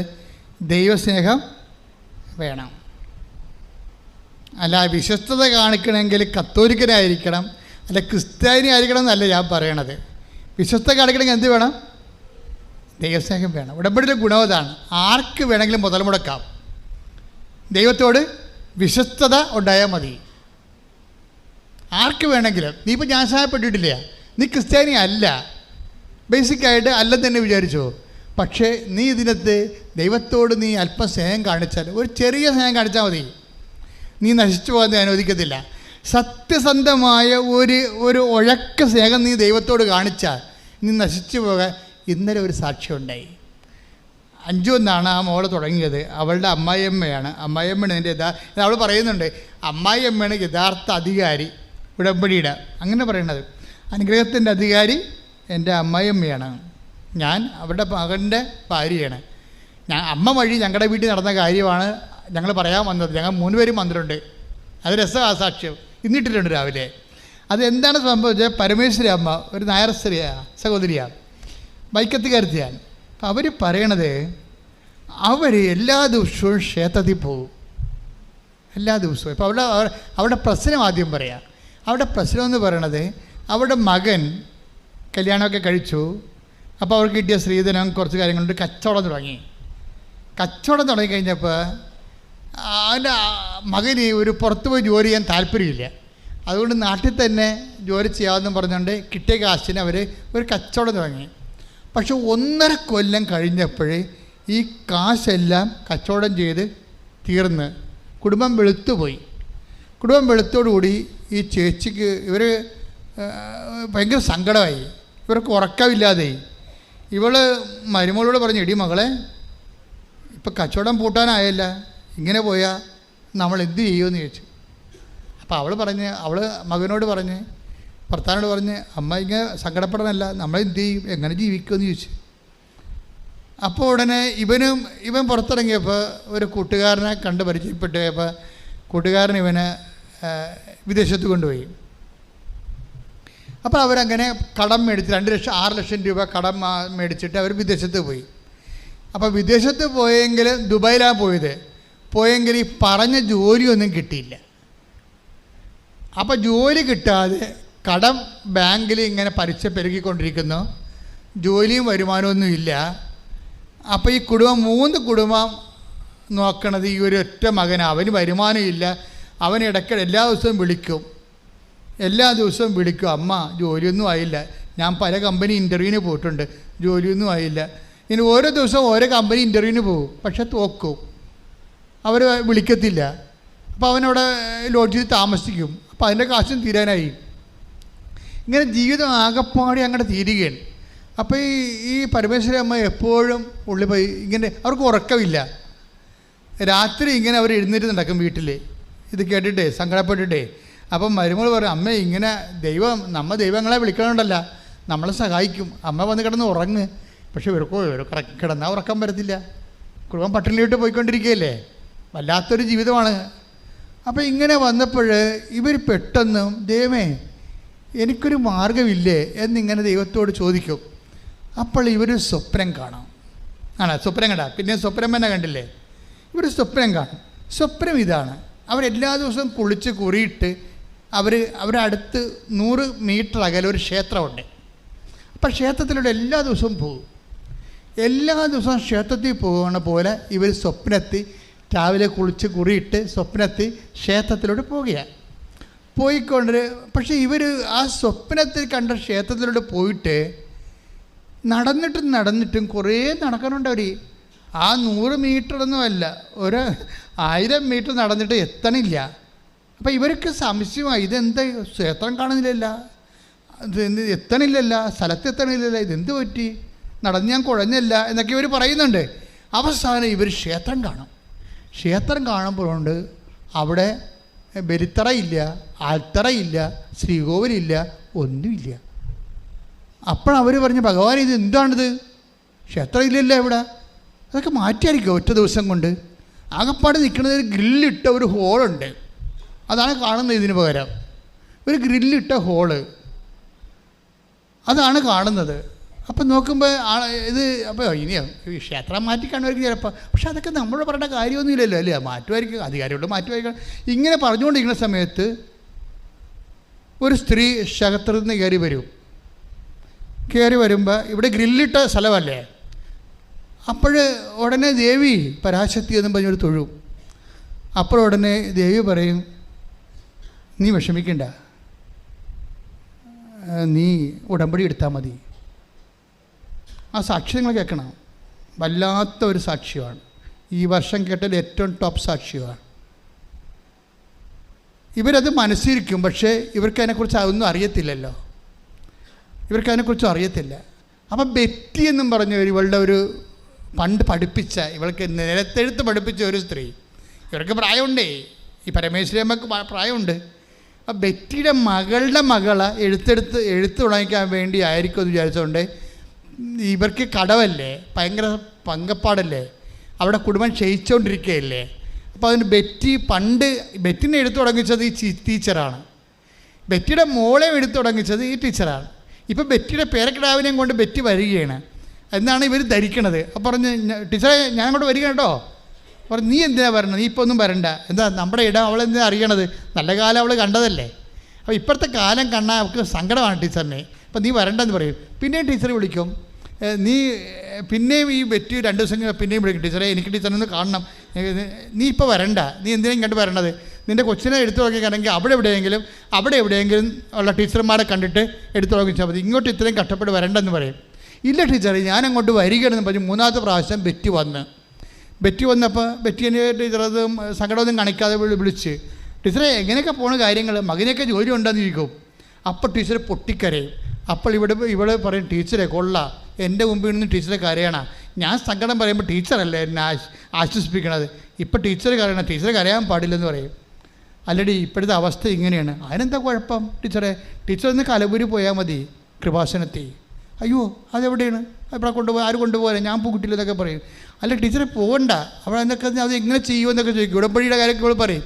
അപ്പോഴും ടീച്ചർ പറഞ്ഞിട്ട് രാത്രി എന്നോട് പറഞ്ഞത് അങ്ങനെയാണല്ല, അതാണല്ലേ ഇവൾ പറയണമെന്ന് പറഞ്ഞുകൊണ്ട് ടീച്ചർ ഉടനെ ഓൺലൈൻ ഉടമ്പടി ചെയ്യും. ഓൺലൈൻ ഉടമ്പടി ചെയ്ത് അപ്പം തന്നെ മകൻ വിളിക്കും, അമ്മ എല്ലായിടത്തുനിന്നും കത്ത് വരാൻ തുടങ്ങിയെന്ന് പറയും. എന്നെ റിജക്റ്റ് ചെയ്ത എല്ലാ കമ്പനിയിൽ നിന്നും കത്ത് വരാൻ തുടങ്ങിയെന്ന് പറയും, എന്നെ ഓഫർ ലെറ്റർ വരാൻ തുടങ്ങിയെന്ന് പറയും, ഇൻ്റർവ്യൂവിന് പോകാം. ഇപ്പോൾ ഏത് എടുക്കണമെന്ന് ചോദിക്കും. അപ്പോഴമ്മ പറയും, ഞങ്ങൾ പോയി തീർത്ഥാടന ഉടമ്പടി എടുത്തിട്ട് വരാമെന്ന് പറയും. അങ്ങനെ ഇവർ വന്ന് തീർത്ഥാടന ഉടമ്പടി എടുക്കുമ്പോൾ ഇവിടെ വരുമ്പോൾ ഇവർ ഞെട്ടിപ്പോകും. കാര്യം ഇവർ സ്വപ്നത്തിൽ കണ്ട ക്ഷേത്രം ഈ ഗ്രില്ലിട്ട ഈ മാതാവിൻ്റെ സന്നിധാനമാണ്. ഹല്ലേലൂയ ഹല്ലേലൂയ യേശുവേ ആരാധന ഹല്ലേലൂയ മഹത്വം മഹത്വം ആരാധന ആരാധന ഹല്ലേലൂയ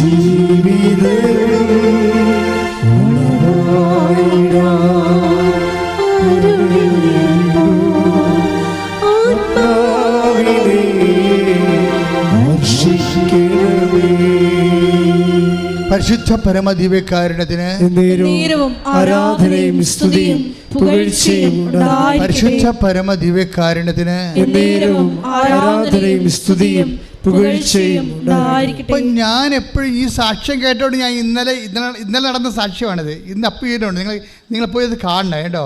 അപ്പം ഞാനിവിടെ നിൽക്കുമ്പോഴേ ഞാൻ ഓർക്കണേ, ഇത് ഈ കുടുംബത്തിൽ വന്നിരിക്കുന്ന ഈ മഹാ തകർച്ചകളിലെ ഇവരെ മാതാവ് നേരിട്ട് ഇനിഷ്യേറ്റീവ് എടുത്തിട്ട് എന്തുകൊണ്ടാണ് സ്വപ്നം കാണിച്ച് സ്വപ്നത്തിലൂടെ കുടുംബം രക്ഷപ്പെടാനുള്ള വഴി സ്ഥലവും കാണിച്ചു കൊടുത്തതിൻ്റെ പൊരുൾ എന്താണെന്ന്.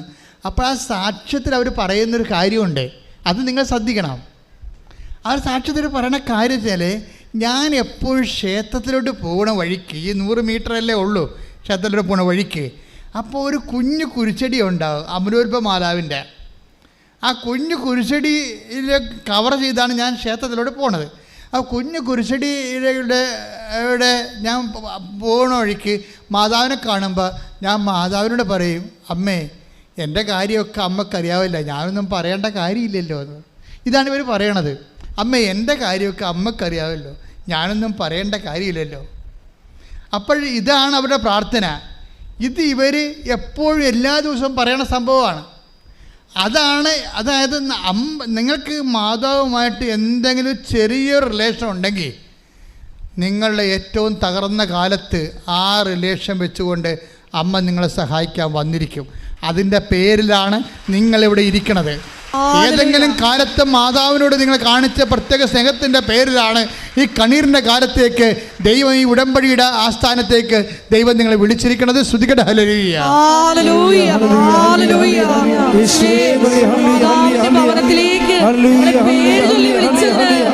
ജീവിതം മുഴുവൻ കടപ്പെട്ടിരിക്കുന്നു. നന്ദി പറയുന്നു. ഹല്ലേലൂയ.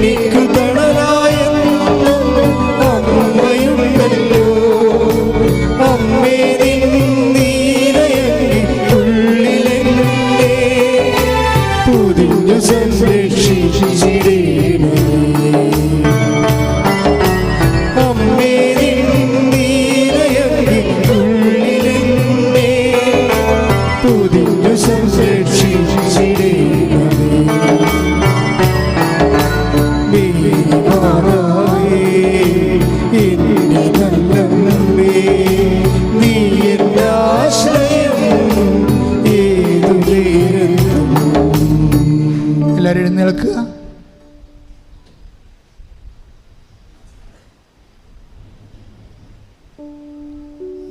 രോഗസൗഖ്യ പ്രാർത്ഥനയുടെ സമയമാണ്.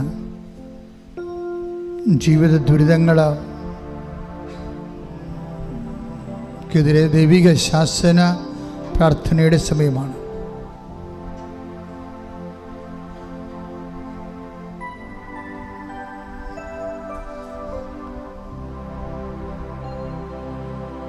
ഓരോ ദിവസവും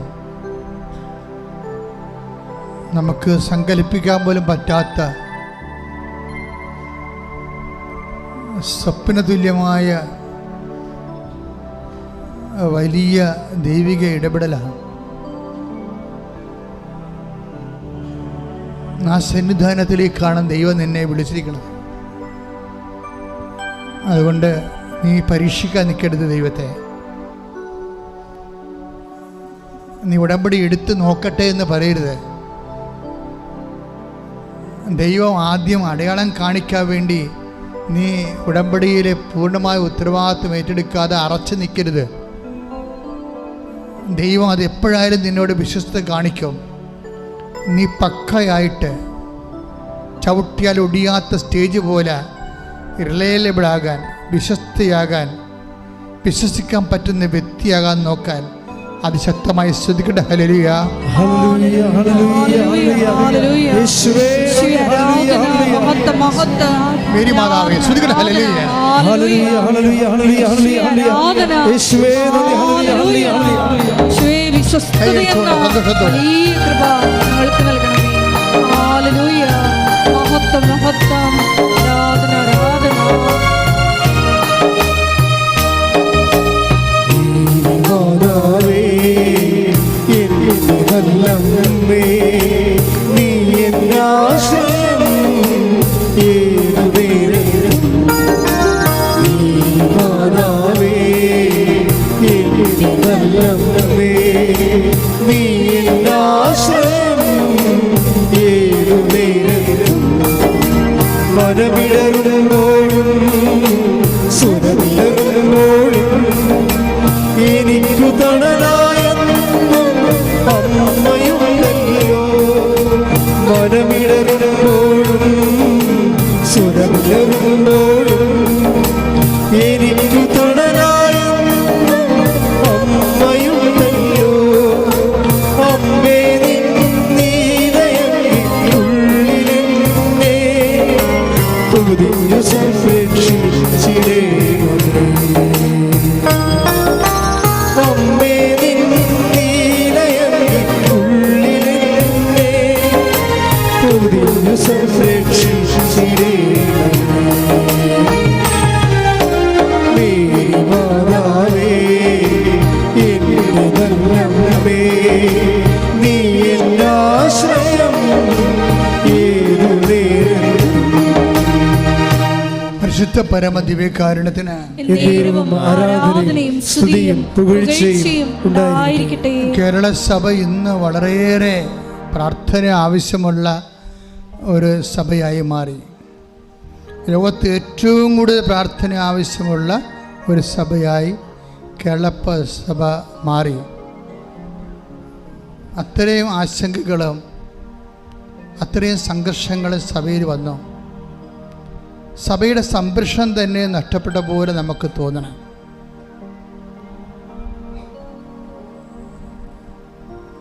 അതുകൊണ്ട് തന്നെ നിങ്ങൾ നിരന്തരം പരിശുദ്ധ അമ്മയുടെ മാധ്യസ്ഥന് സഭയെ സമർപ്പിക്കണം. നിങ്ങളുടെ ജപമാല പ്രാർത്ഥനയിൽ, അതുപോലെ തന്നെ നിങ്ങളുടെ ഉടമ്പടി ജീവിതത്തിലും പരിശുദ്ധ അമ്മയെ രൂപതകളെ സമർപ്പിക്കണം. പരിശുദ്ധ അമ്മയ്ക്ക് നിങ്ങളെ ബലമുള്ളവരാണ്. ഉടമ്പടിയിലൂടെ ഒരു വ്യക്തി ബലം പ്രാപിക്കണ പോലെ വേറെ ഒരു പശ്ചാത്തലത്തിലും ബലം പ്രാപിക്കാൻ പറ്റത്തില്ല. കാരണം കൂദാശകളെല്ലാം ശക്തമായി അനുഷ്ഠിക്കുകയും സഭാജീവിതം പുനഃക്രമീകരിക്കുകയും സുവിശേഷ സാക്ഷ്യ ജീവിതം, സുവിശേഷ പ്രചാരണ ജീവിതവും എല്ലാം സമഗ്രമായ രീതിയിൽ സന്നിവേശിപ്പിച്ചിരിക്കുന്ന സ്വർഗീയ പദ്ധതിയാണ് ഉടമ്പടി.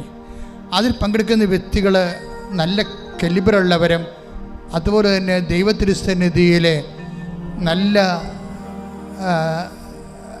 ദൈവം അനുഗ്രഹിക്കാൻ വേണ്ടി യോഗ്യരായ മനുഷ്യരാണ്. അതുകൊണ്ട് ഞാൻ നിങ്ങളോട് കേരള സഭയ്ക്ക് വേണ്ടി പ്രാർത്ഥിക്കണമെന്ന് യാചിക്കുന്നതിൻ്റെ കാരണം കേരള സഭയ്ക്ക് എന്താ സംഭവിച്ചതെന്ന് എനിക്ക് എൻ്റെ മനസ്സിൽ പറയണത്, കരിസ്മാറ്റിക് മുന്നേറ്റ കാലത്ത് ഒരു അബദ്ധം നമുക്ക് സംഭവിച്ചു. അത് കരിസ്മാറ്റിക് മുന്നേറ്റക്കാലം അറിയാമല്ലോ, അത് ഏതാണ്ട് 75 മുതലുള്ള മുന്നേറ്റക്കാലമാണ്. അപ്പം ഞാൻ അതിൻ്റെ കൂടെ ഉള്ള ആളാണ്. ഞാൻ 75-ലാണ് സഭയിൽ വന്നത്. ആ കാലം മുതൽ എനിക്കിതിൻ്റെ വൈബൊക്കെ അറിയാം. ഇപ്പം ഞാൻ അച്ഛനായിട്ട് തുമ്പോളി പള്ളിയിൽ വരുമ്പോൾ അവിടെ എൻ്റെ മനസ്സിന് സങ്കടപ്പെടുന്ന ഒരു കാര്യം സംഭവിച്ചു. അവിടെ കിഴക്കേടൻ അച്ഛനെന്നും പറഞ്ഞ് അന്ന് കരിസ്മാറ്റിക് പ്രസ്ഥാനത്തിൻ്റെ തലതൊട്ടൊപ്പന്മാരിൽ ഒരാളായിരുന്നു ഫാദർ എൽക്കൽ കീഴം. പുസ്തകങ്ങളൊക്കെ കൊണ്ട് നല്ല ആധ്യാത്മിക ഗുരുവാണ്. പക്ഷേ അദ്ദേഹം ഒരു ഗ്രോത്ത് റിട്രീറ്റ് അവിടെ മാതാവിൻ്റെ പള്ളി നടത്തിക്കൊണ്ടിരിക്കുകയായിരുന്നു. അപ്പം ഞാൻ അതിൻ്റെ അകത്ത് കൂടുന്നുണ്ട്. അപ്പോഴും ഒരു ചേടത്തി സൈഡിലൂടെ വന്ന് തുമ്പോളി മാതാവിനെ ഒരു തിരി കത്തിച്ച്, വേറെ പുറത്തുനിന്ന് വന്നവർ തീർത്ഥാടകയാണത്. ഉടനെ ഈ അച്ഛൻ അവിടുന്ന് ചാടി എഴുന്നേറ്റിട്ട് പറഞ്ഞ് ആ തിരുവേ ഊതിക്കെടുത്ത് എന്ന് പറഞ്ഞു. ആ തിരുവേ ഊതിക്കെടുത്താൻ പറഞ്ഞു. ഇത് വിഗ്രഹ ആരാധനയാണ്, ഇവിടെ ഒന്നും ഇങ്ങനെ തിരികത്തിച്ചൊന്നുമല്ല മനുഷ്യൻ രക്ഷപ്പെടണമെന്നൊക്കെ പറഞ്ഞ് പുള്ളി ഒരു വലിയ പ്രസംഗങ്ങളൊക്കെ നടത്തി. എന്നിട്ട് ഇവിടുന്ന് ആളെ വിട്ട് തീ ഊതിക്കെടുത്തിച്ച്. പിന്നെ ഞാൻ കണ്ടത് ഇങ്ങനെയാണ്, കരിസ്മാറ്റിക്കാർ ഇതുപോലെ അതിൻ്റെ അകത്ത് ഒരു വിഭാഗം മാതാവിൻ്റെ തിരുസന്നിധിയിലുള്ള തിരികൾ മുഴുവനും കേരളം മൊത്തം ഊതിക്കെടുത്തി കളഞ്ഞു. മാതാവിനെക്കുറിച്ച് സംസാരിക്കാറില്ല അവർ. പിന്നെ KCBC ഇടപെട്ടപ്പോഴാണ് മാതാവിനെക്കുറിച്ച് ക്ലാസ് തന്നെ വെച്ചത്. പിന്നീട് ജോൺ പോൾ മാർപ്പാപ്പയുടെ കാലം വന്നപ്പോൾ പിന്നീട് പിശാച് അതായത് വളരെ വളരെ സൗമ്യമധുരമായ രീതിയിൽ നമ്മളെ വിശ്വസിപ്പിച്ച് തട്ടിപ്പ് കാണിച്ച് നമ്മളെ പറ്റിക്കുന്നത് പിശാച് ചില സമയത്ത് ഉന്നത സ്ഥാനങ്ങൾ അവർ ഉപയോഗിച്ച് കളയും.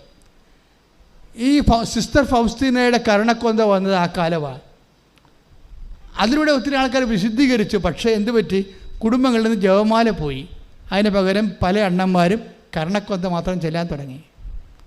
കരുണക്കൊന്ത ജപമാല മാറ്റി എന്ന് പറയുമ്പോൾ കരുണക്കൊന്ത മാതാവിൻ്റെ അല്ല, അത് നമ്മുടെ വിശുദ്ധീകരണത്തിന് വേണ്ടി കർത്താവിൻ്റെ പീഡാസഹനങ്ങൾ അധികരിച്ചുള്ള ഒരു പേഴ്സണൽ പ്രാർത്ഥനയാണത്. അവിടെ മാതാവില്ല, ജപമാലയില്ല. അപ്പോൾ ഇങ്ങനെ തന്ത്രപരമായ രണ്ട് ആധ്യാത്മികമെന്ന് തോന്നിപ്പിക്കുന്ന എന്നാൽ ഒത്തിരിയേറെ ആധ്യാത്മിക ഫലങ്ങൾ ഉളവാക്കിയിട്ടുള്ള പ്രസ്ഥാനങ്ങളിലൂടെ തന്നെയാണ് കേരള സഭയിൽ നിന്ന് മാതാവിനെ എടുത്ത് മാറ്റിക്കളഞ്ഞത്. തന്ത്രപരമായിട്ട് പിശാച് ചെയ്ത പരിപാടിയാണ്. അവസാനം അത് വന്ന് എവിടം വരെ എത്തിയെന്നറിയാവോ? അവസാനം വന്ന് അത് ഈ ഒക്ടോബർ 7-ാം തീയതി എന്ന് പറയുന്നൊരു ദിവസം മാതാവിൻ്റെ ജപമാല തിരുനാളിൻ്റെ ദിവസം തന്നെ ഒരു കാട്ടുജാതിക്കാരൻ്റെ വിഗ്രഹത്തെ റോമിൽ അൾത്താരെ പ്രതിഷ്ഠിക്കാൻ പറ്റുന്ന ഒരു അവസ്ഥയിലേക്ക് ആ സംഭവം മാറി. അത് വിജയമാതാവിൻ്റെ തിരുനാൾ ദിവസമായിരുന്നു സംഭവിച്ചത്. ഇങ്ങനെ വളരെ ടെക്നിക്കലായിട്ട് മാതാവിനെ എടുത്ത് സഭയിൽ നിന്ന് കളഞ്ഞോടുകൂടി സഭയ്ക്ക് പ്രതിരോധ ശക്തി നഷ്ടപ്പെട്ട്. അതുകൊണ്ട് തന്നെ നിങ്ങൾ ഇത് നമുക്ക് സംഭവിച്ചിരിക്കുന്ന വിഷയങ്ങളെക്കുറിച്ച് നമ്മൾ കൃത്യമായിട്ടൊരു കാര്യം, കുരിശിൽ കിടന്ന് ഇതാ നിൻ്റെ അമ്മയെന്ന് പറഞ്ഞ് മാതാവിന് നമുക്ക് തന്നത് മാതാവിൻ്റെ തിരുനാൾ നടത്തി നാടകം കളിക്കാനല്ല. മാതാവ് ഇതാ നിൻ്റെ അമ്മ എന്ന് പറയുമ്പോൾ ഈശോയുടെ മനസ്സിലുണ്ടായത് ആരാണ് എൻ്റെ അമ്മ? ദൈവവചനം കേൾക്കുകയും അതനുസരിച്ച് ജീവിക്കുകയും ചെയ്യുന്നവരാണ് എൻ്റെ അമ്മയെന്ന് പറയുമ്പോൾ ഉടമ്പടി എടുത്ത് ജീവിക്കുന്നവരാണ് എൻ്റെ അർത്ഥം. ദൈവവചനം കേൾക്കുകയും അതനുസരിച്ച് ജീവിക്കുകയും ചെയ്യുന്ന അമ്മ. ഇപ്പം കൃപാസനത്തിൽ വന്ന് ഉടമ്പടി എടുക്കണമെന്നല്ല ഞാൻ പറയണത്. ക്രിസ്തീയ ജീവിതം എന്ന് പറയുന്നത് ഉടമ്പടി ജീവിതമാണ്. ആ ഉടമ്പടി ജീവിതത്തിൻ്റെ വാഗ്ദാന പേടകവും മാതൃകയും മധ്യസ്ഥയും പരിശുദ്ധ അമ്മയാണ്. പരിശുദ്ധ അമ്മയെന്ന് പറയണത് ദൈവം നമുക്ക് കൽപ്പിച്ച് നൽകിയ പുതിയ നിയമത്തിലെ ഒരു ഉടമ്പടി ജീവിതത്തിൻ്റെ ആളായ്മയാണ്. ഈ ആധ്യാത്മിക സ്രോതസ്സിനെ തല്ലിക്കെടുത്തി കളഞ്ഞുകൊണ്ടാണ് അപ്പം തന്നെ നമ്മുടെ വീര്യശക്തി നഷ്ടപ്പെട്ടുകയും. ഇനി ഇത് നിങ്ങൾ തിരിച്ചു കൊണ്ടുവരിക. കണ്ടില്ലേ, ഇപ്പോൾ പറഞ്ഞ ഓരോ സാക്ഷ്യങ്ങൾ കാണുമ്പോൾ അറിയാമില്ല. ആ സാക്ഷ്യങ്ങളുടെ റീച്ച് കണ്ട വലിയ കരിസ്മാറ്റിക് മുന്നേറ്റ കാലത്ത് പോലും സംഭവിക്കാത്ത കാര്യങ്ങളാണ് ഇന്ന് കൃപാസനത്തിൽ അമ്മ ചെയ്യണത്. വിളിച്ചുണർത്തി കൊണ്ടുവന്ന് എവിടെയാണ് അനുഗ്രഹം ഇരിക്കണത്, എങ്ങനെയാണ് രക്ഷപ്പെടുന്നതെന്ന് തൊട്ടടുത്ത് കൊണ്ട് വിളിച്ച് കൈ പിടിച്ചുകൊണ്ട് കാണിച്ചു കൊടുക്കുന്ന സ്വപ്നങ്ങൾ ഇതൊരു കാലത്തും സംഭവിക്കാത്ത. ഭാഷാപരം ഉണ്ടായിട്ടുണ്ട് മനുഷ്യന്. സ്വപ്നങ്ങൾ സാധാരണ മനുഷ്യർക്ക് കുറവായിരുന്നു. കരിസ്മാറ്റിക് കാലത്ത് സ്വപ്നങ്ങൾ സാധാരണ മനുഷ്യർക്ക് കുറവായിരുന്നു. ഇന്ന് സ്വപ്നം കൃപാസനത്തിൽ ഉടമ്പടി സാക്ഷ്യം പറയുന്നവരെ നല്ല ശതമാനം ആൾക്കാരും സ്വപ്നങ്ങളെക്കുറിച്ച് പറയും. കാര്യം സ്വപ്നങ്ങൾ അനാദികാലം മുതൽ ഇന്ന് വരെ ദൈവം വിശ്വാസിക്ക് തൻ്റെ തിരുമനസ് വെളിപ്പെടുവാൻ വേണ്ടി ഉപയോഗിക്കുന്ന ഏറ്റവും വലിയ കമ്മ്യൂണിക്കേഷൻ മീഡിയയാണ്. അത് ഉടമ്പടിയിൽ ശക്തീകരിച്ചു എന്നുള്ളതാണ് ഉടമ്പടിയുടെ ഇക്കാലത്ത് ദൈവത്തിൻ്റെ പദ്ധതിയാകാൻ ഒരു കാരണം.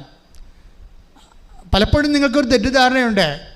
എല്ലാവരും ഇപ്പം മാതാവിനെ കാണുന്നുണ്ടല്ലോ, എല്ലാവർക്കും മാതാവ് പ്രത്യക്ഷപ്പെടുന്നുണ്ടല്ലോ, അതുപോലെ ആയിരിക്കും ജോസഫച്ചന് പ്രത്യക്ഷപ്പെട്ടതെന്ന് ധരിക്കുന്നവരുണ്ട്. It is not sense. നിങ്ങൾക്ക് മാതാവിനെ കാണുന്നതും സ്വപ്നത്തിൽ കാണുന്നതും പ്രത്യക്ഷപ്പെടുന്നതുമെല്ലാം നിങ്ങളുടെ ഉടമ്പടിയുടെ പാക്കേജിൻ്റെ ഭാഗമാണ്. I will come with you wherever you go.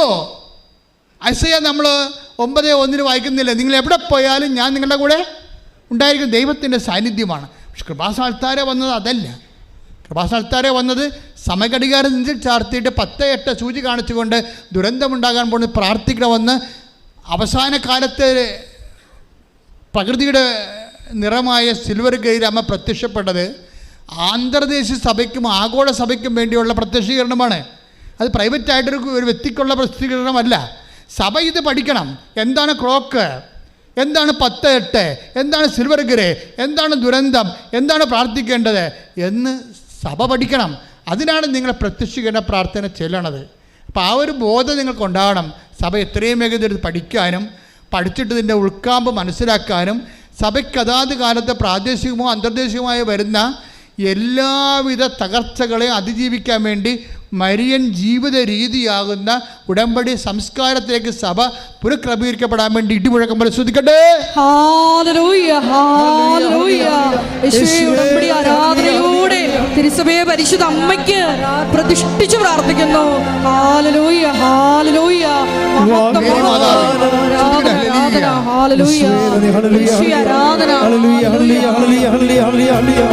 യേശുവേ സ്തുതി. ഹല്ലേലൂയ.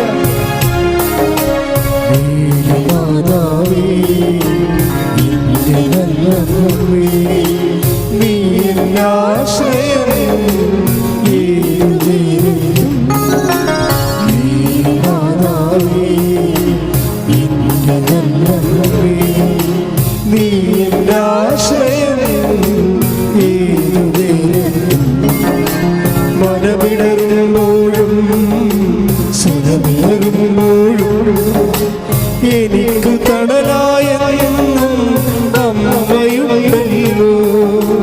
മനമിടറുമ്പോഴും സുഖമിടറുമ്പോഴും എനിക്ക് തണലായെന്നും അമ്മയുണ്ടല്ലോ.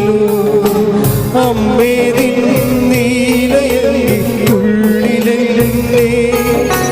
പുതിയ സംരക്ഷിച്ചിടേ. അമ്മേ നിന്നീലയുള്ളിലെ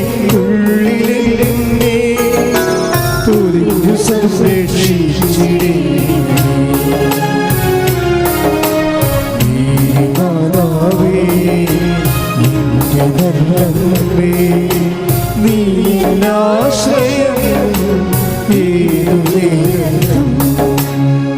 പരിശുദ്ധ പരമ ദിവ്യകാരുണ്യത്തിന് എന്നേരവും ആരാധനയും സ്തുതിയും പുകഴ്ചയും ഉണ്ടായിരിക്കട്ടെ. പരിശുദ്ധ പരമ ദിവ്യകാരുണ്യത്തിന് എന്നേരവും ആരാധനയും സ്തുതിയും പുകഴ്ചയും ഉണ്ടായിരിക്കട്ടെ. പരിശുദ്ധ പരമ ദിവ്യകാരുണ്യത്തിന് എന്നേരവും ആരാധനയും സ്തുതിയും പുകഴ്ചയും ഉണ്ടായിരിക്കട്ടെ. രോഗമുള്ളിടത്ത് കൈകൾ വെക്കുക. ഉദരരോഗികൾ ഉദരത്തിൽ കൈവെക്കണം. ഉദരത്തിൽ സിസ്റ്റുള്ളവർ, ഉദ്ദേശം ഓപ്പറേഷൻ കഴിഞ്ഞവർ, ഉദ്ദേശം ഓപ്പറേഷൻ ചെയ്യാൻ പോകുന്നവർ, ഓൺലൈനിൽ പ്രാർത്ഥിക്കുന്നവരും അതുപോലെ തന്നെ ചെയ്യുക. കൈകൾ വെച്ച് പറയേണ്ട സമയമാണ്. ആന ചവിട്ടണ പോലെ നെഞ്ചത്ത് വേദനയും ഭാരമുള്ള വ്യക്തിയെ കർത്താവ് ഇപ്പൊ സുഖപ്പെടുത്തിക്കൊണ്ടിരിക്കുന്ന സ്തുതികടെ ഹല്ലേലൂയ.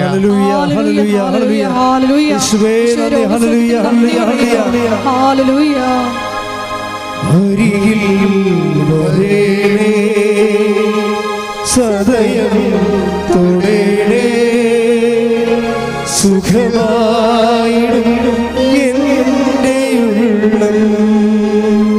അതുപോലെ തന്നെ വലത് ബ്രസ്റ്റിന് സിസ്റ്റുള്ള മുഴയുള്ള ഓടിക്കളിക്കുന്ന മുഴയുള്ള വ്യക്തിയെ മകളെ കർത്താവ് പൂർണ്ണമായി സുഖപ്പെടുത്തിക്കൊണ്ടിരിക്കുന്ന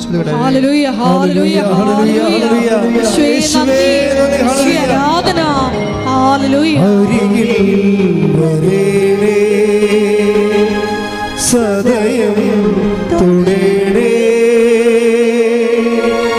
സുഖമായിടും എൻ്റെ ഉള്ളം.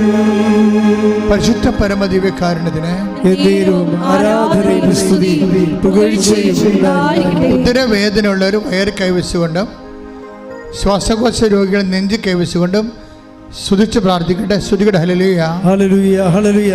കർത്താവ് നിന്റെ ഉന്നതമായ നാമത്തിന് സ്വസ്ഥം ചെയ്യുന്ന കർത്താവ്, നിന്റെ തിരുമുറുപാടുന്ന വലതുകരം, അനുഗ്രഹത്തിൻ്റെ അത്ഭുതകരം ഓരോ വയറിലും കർത്താവെ വെക്കണമെന്ന് പ്രാർത്ഥിക്കുന്നു. ഓരോ ശ്വാസകോശ രോഗികളെയും വെക്കണമെന്ന് പ്രാർത്ഥിക്കുന്നു. ദൈവത്തിൻ്റെ കരുണ നിങ്ങൾക്ക് ആവശ്യിക്കട്ടെ. ദൈവത്തിൻ്റെ കരുണ നിങ്ങൾക്ക് ആവശ്യിക്കട്ടെ. കർത്താവിൻ്റെ വിശുദ്ധമായ രക്തത്താൽ വയറും നെഞ്ചും കഴുകട്ടെ. മാരക രോഗങ്ങൾ തീരാവേദികളെ യേശു ക്രിസ്തു എല്ലാ രോഗങ്ങളും സുഖപ്പെട്ടുകൊണ്ട് യേശു നാമം മഹത്വപ്പെടുവാൻ ഈ ആരാധനയിലൂടെ കരുണയാകണമേ.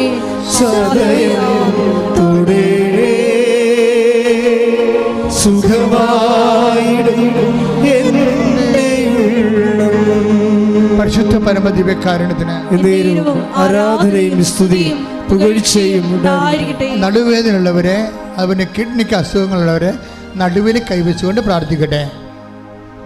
ഗർഭാശയ രോഗികളെ, അവൻ്റെ പീരീഡ്സ് റെഗുലർ അല്ലാത്തവരെ, മക്കളില്ലാത്തവരെ അടിവയറ്റ് കൈവച്ചുകൊണ്ട് പ്രാർത്ഥിക്കട്ടെ. മുടി കൊഴിയുന്നവരെ, ശിരസ് രോഗികളെ, കണ്ണിന് കാഴ്ചക്കുറവുള്ളവരെ, ചെവിക്ക് കേൾവിക്കുറവുള്ളവരെ, തൊണ്ടയ്ക്ക് അസുഖങ്ങളുള്ളവരെ മുഖത്ത് കൈവച്ചുകൊണ്ട് പ്രാർത്ഥിക്കട്ടെ. അത് ശക്തമായി സ്തുതിക്കട്ടെ. എല്ലാവരും സ്തുതിക്കട്ടെ. കർത്താവിന്റെ ഉന്നതമായ നാമത്തിന് സ്വന്തം ചെയ്യുന്ന കർത്താവെ, ഉദര രോഗികളെ, ശിസ്റ്റുള്ളവരെ, ഗർഭാശയ രോഗികളെ, മക്കളില്ലാത്തവരെ, നടുവേദനക്കാരെ, അതുപോലെ കിഡ്നി രോഗികളെ, കർത്താവ് ശിരസ് രോഗികളെ, കാഴ്ചക്കുറവുള്ളവരെ, കേൾവിക്കുറവുള്ളവരെ, മുടി കൊഴിയുന്നവരെ, ഉറക്കമില്ലാത്തവരെ, പ്രഷർ കൂടുന്നവരെ, യേശു ക്രിസ്തുവിന്റെ ഉന്നതമായ നാമത്തിൽ മാരക രോഗങ്ങളെ യേശു നാമത്തിൽ മാറിപ്പോകട്ടെ.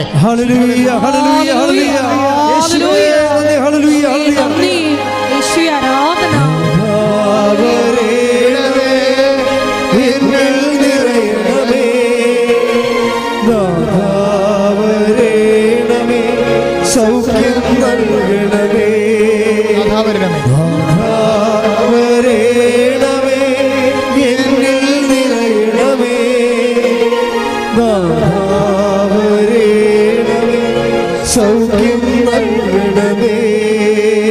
പരിശുദ്ധ പരമദിവ്യകാരുണ്യത്തിന് ആരാധനയും സ്തുതിയും പുകഴ്ചയും ഉണ്ടായിരിക്കട്ടെ. പലതരത്തിലുള്ള സ്രാവരോഗങ്ങളുള്ളവർ, ചെവിയിൽ നിന്ന് സ്രാവങ്ങളുള്ളവർ, നിർത്താത്ത ജലദോഷമുള്ളവർ, ശരീരം ചൂടാവുന്നവർ, ഉറക്കമില്ലാത്തവർ, പ്രഷർ കൂടുന്നവർ, അങ്ങനെ മൂത്രം അറിയാതെ പോകുന്നവർ, രക്തം പോകുന്നവർ, മലവും മൂത്രം അറിയാതെ പോകുന്നവർ, അവരെല്ലാം അതാത് സ്ഥലങ്ങളിൽ കർത്താവിൻ്റെ നിൻ്റെ കൈകൾ വെച്ചുകൊണ്ട് വിശ്വാസ പ്രമാണം ചൊല്ലിക്കൊണ്ടും സൂക്ഷിച്ചുകൊണ്ടും പ്രാർത്ഥിക്കട്ടെ. കർത്താവ് നിൻ്റെ ഉന്നതമായ നാമത്തിന് സ്വസ്ഥം ചെയ്യുന്ന കർത്താവ്, സ്രാവ രോഗികളെ സംബന്ധിച്ച് പ്രാർത്ഥിക്കുന്ന കർത്താവ്, അത്തി ഉരുക്കമുള്ളവരെ സംബന്ധിച്ച് പ്രാർത്ഥിക്കുന്ന കർത്താവ്, രക്തസ്രാവ രോഗികളെ സംബന്ധിച്ച് പ്രാർത്ഥിക്കുന്ന അറിയാതെ സ്രാവങ്ങൾ പോകുന്നവരെ, ഉറക്കത്തിൽ മൂത്രമൊഴിക്കുന്നവരെ, അങ്ങനെ എല്ലാവിധ സ്രാവങ്ങളെ കർത്താവ്, ജലദോഷമുള്ളവരെയും കർത്താവ്, ബ്ലഡ് വന്നാൽ കർത്താവ്, മുറിഞ്ഞാൽ കർത്താവ് ബ്ലഡ് നിൽക്കാതിരിക്കുന്നവരെ യേശു ക്രിസ്തുവിന് ഉന്നതമായ നാമത്തിൽ സൗഖ്യം പ്രാപിക്കട്ടെ.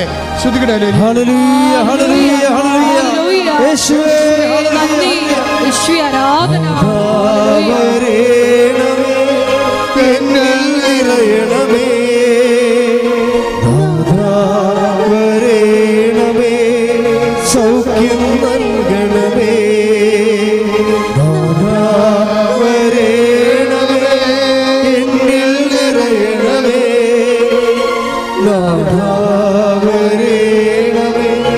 സൗഖ്യം നൽകണമേ.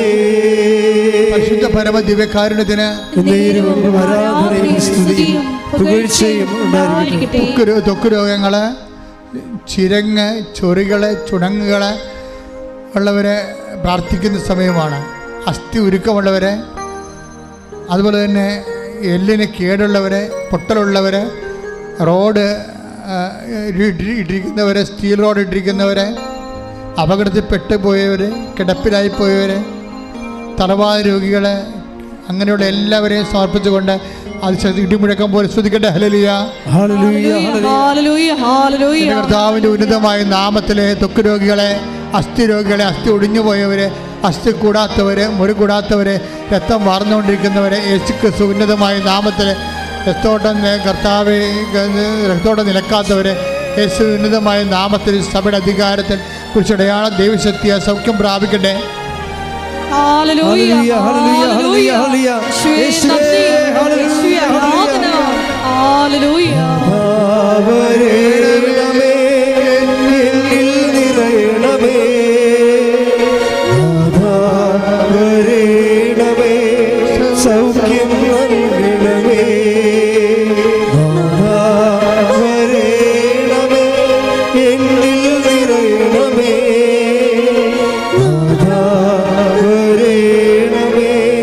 സൗഖ്യം നൽകണമേ.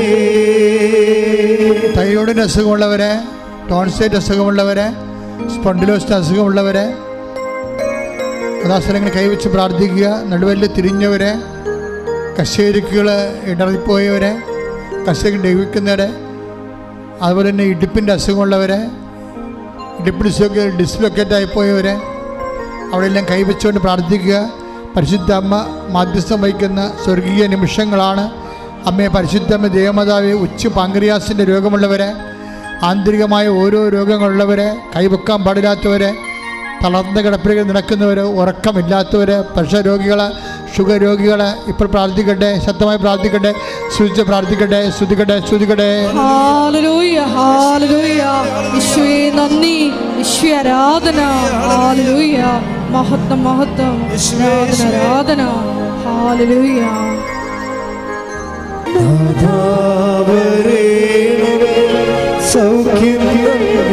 പരിശുദ്ധ പരമ ദിവ്യകാരുണ്യത്തിന്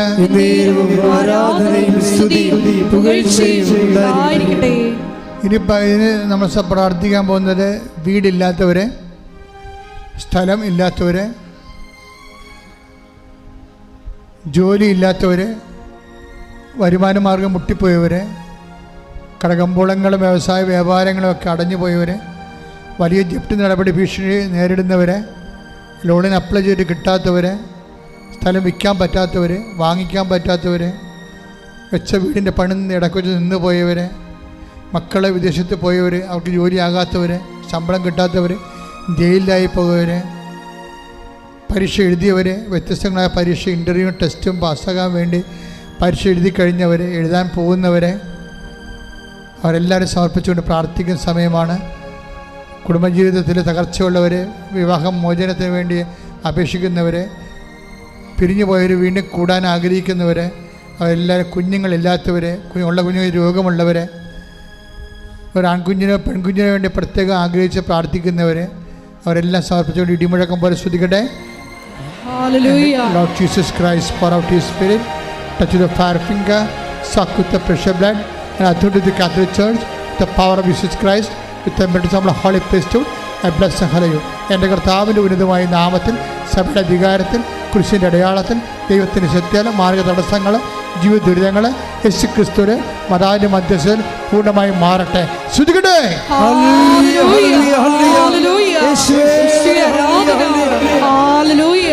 മഹത്വം, മഹത്വം, ആരാധന, ആരാധന.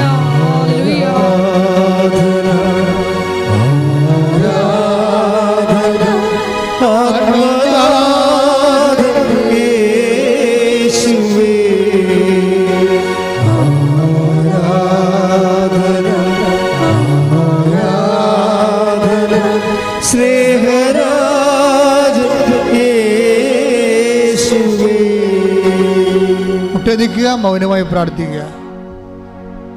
അച്ഛൻ വിട്ടുപോയ കാര്യങ്ങൾക്ക് വേണ്ടി മാതാവിൻ്റെ മധ്യസ്ഥത്തിൽ ഈശോയുടെ ദിവ്യകാരുണ്യത്തോടെ മൗനമായി പ്രാർത്ഥിക്കുക.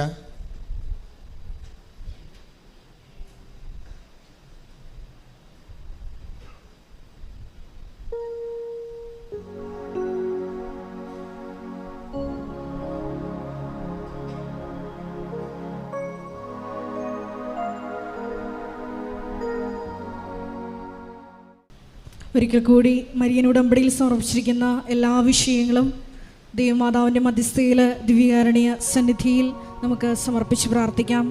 പ്രത്യക്ഷീകരണത്തിൻ്റെ സ്ഥിര സാക്ഷികളാക്കി ഞങ്ങളെയും ഞങ്ങളുടെ കുടുംബത്തെയും സ്ഥാപനത്തെയും ഞങ്ങളായിരിക്കുന്ന എല്ലാ ഇടങ്ങളെയും ഉയർത്തണമേ എന്ന് പ്രാർത്ഥിച്ചുകൊണ്ട് ശിരസ് നമിച്ച് നമുക്ക് ദിവ്യകാരുണ്യ നാഥൻ്റെ ആശീർവാദം ദൈവസ്നേഹത്തോടെ സ്വീകരിക്കാം.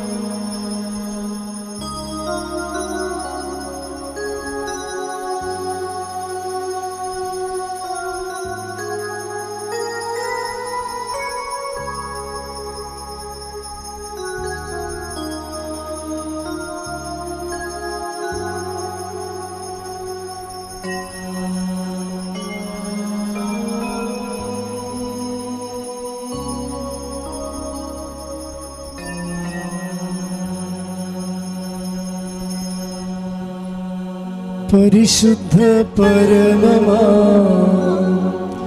ദിവ്യകാരുണ്യമേ, എന്നുമെന്നും അങ്ങേക്കാരാധന. പരിശുദ്ധ പരമമാ ദിവ്യകാരുണ്യമേ, എന്നുമെന്നും അങ്ങേക്കാരാധന.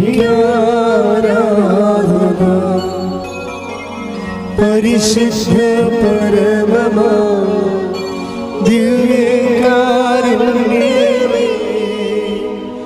എന്നുമെന്നും അങ്ങേക്കാരാധന.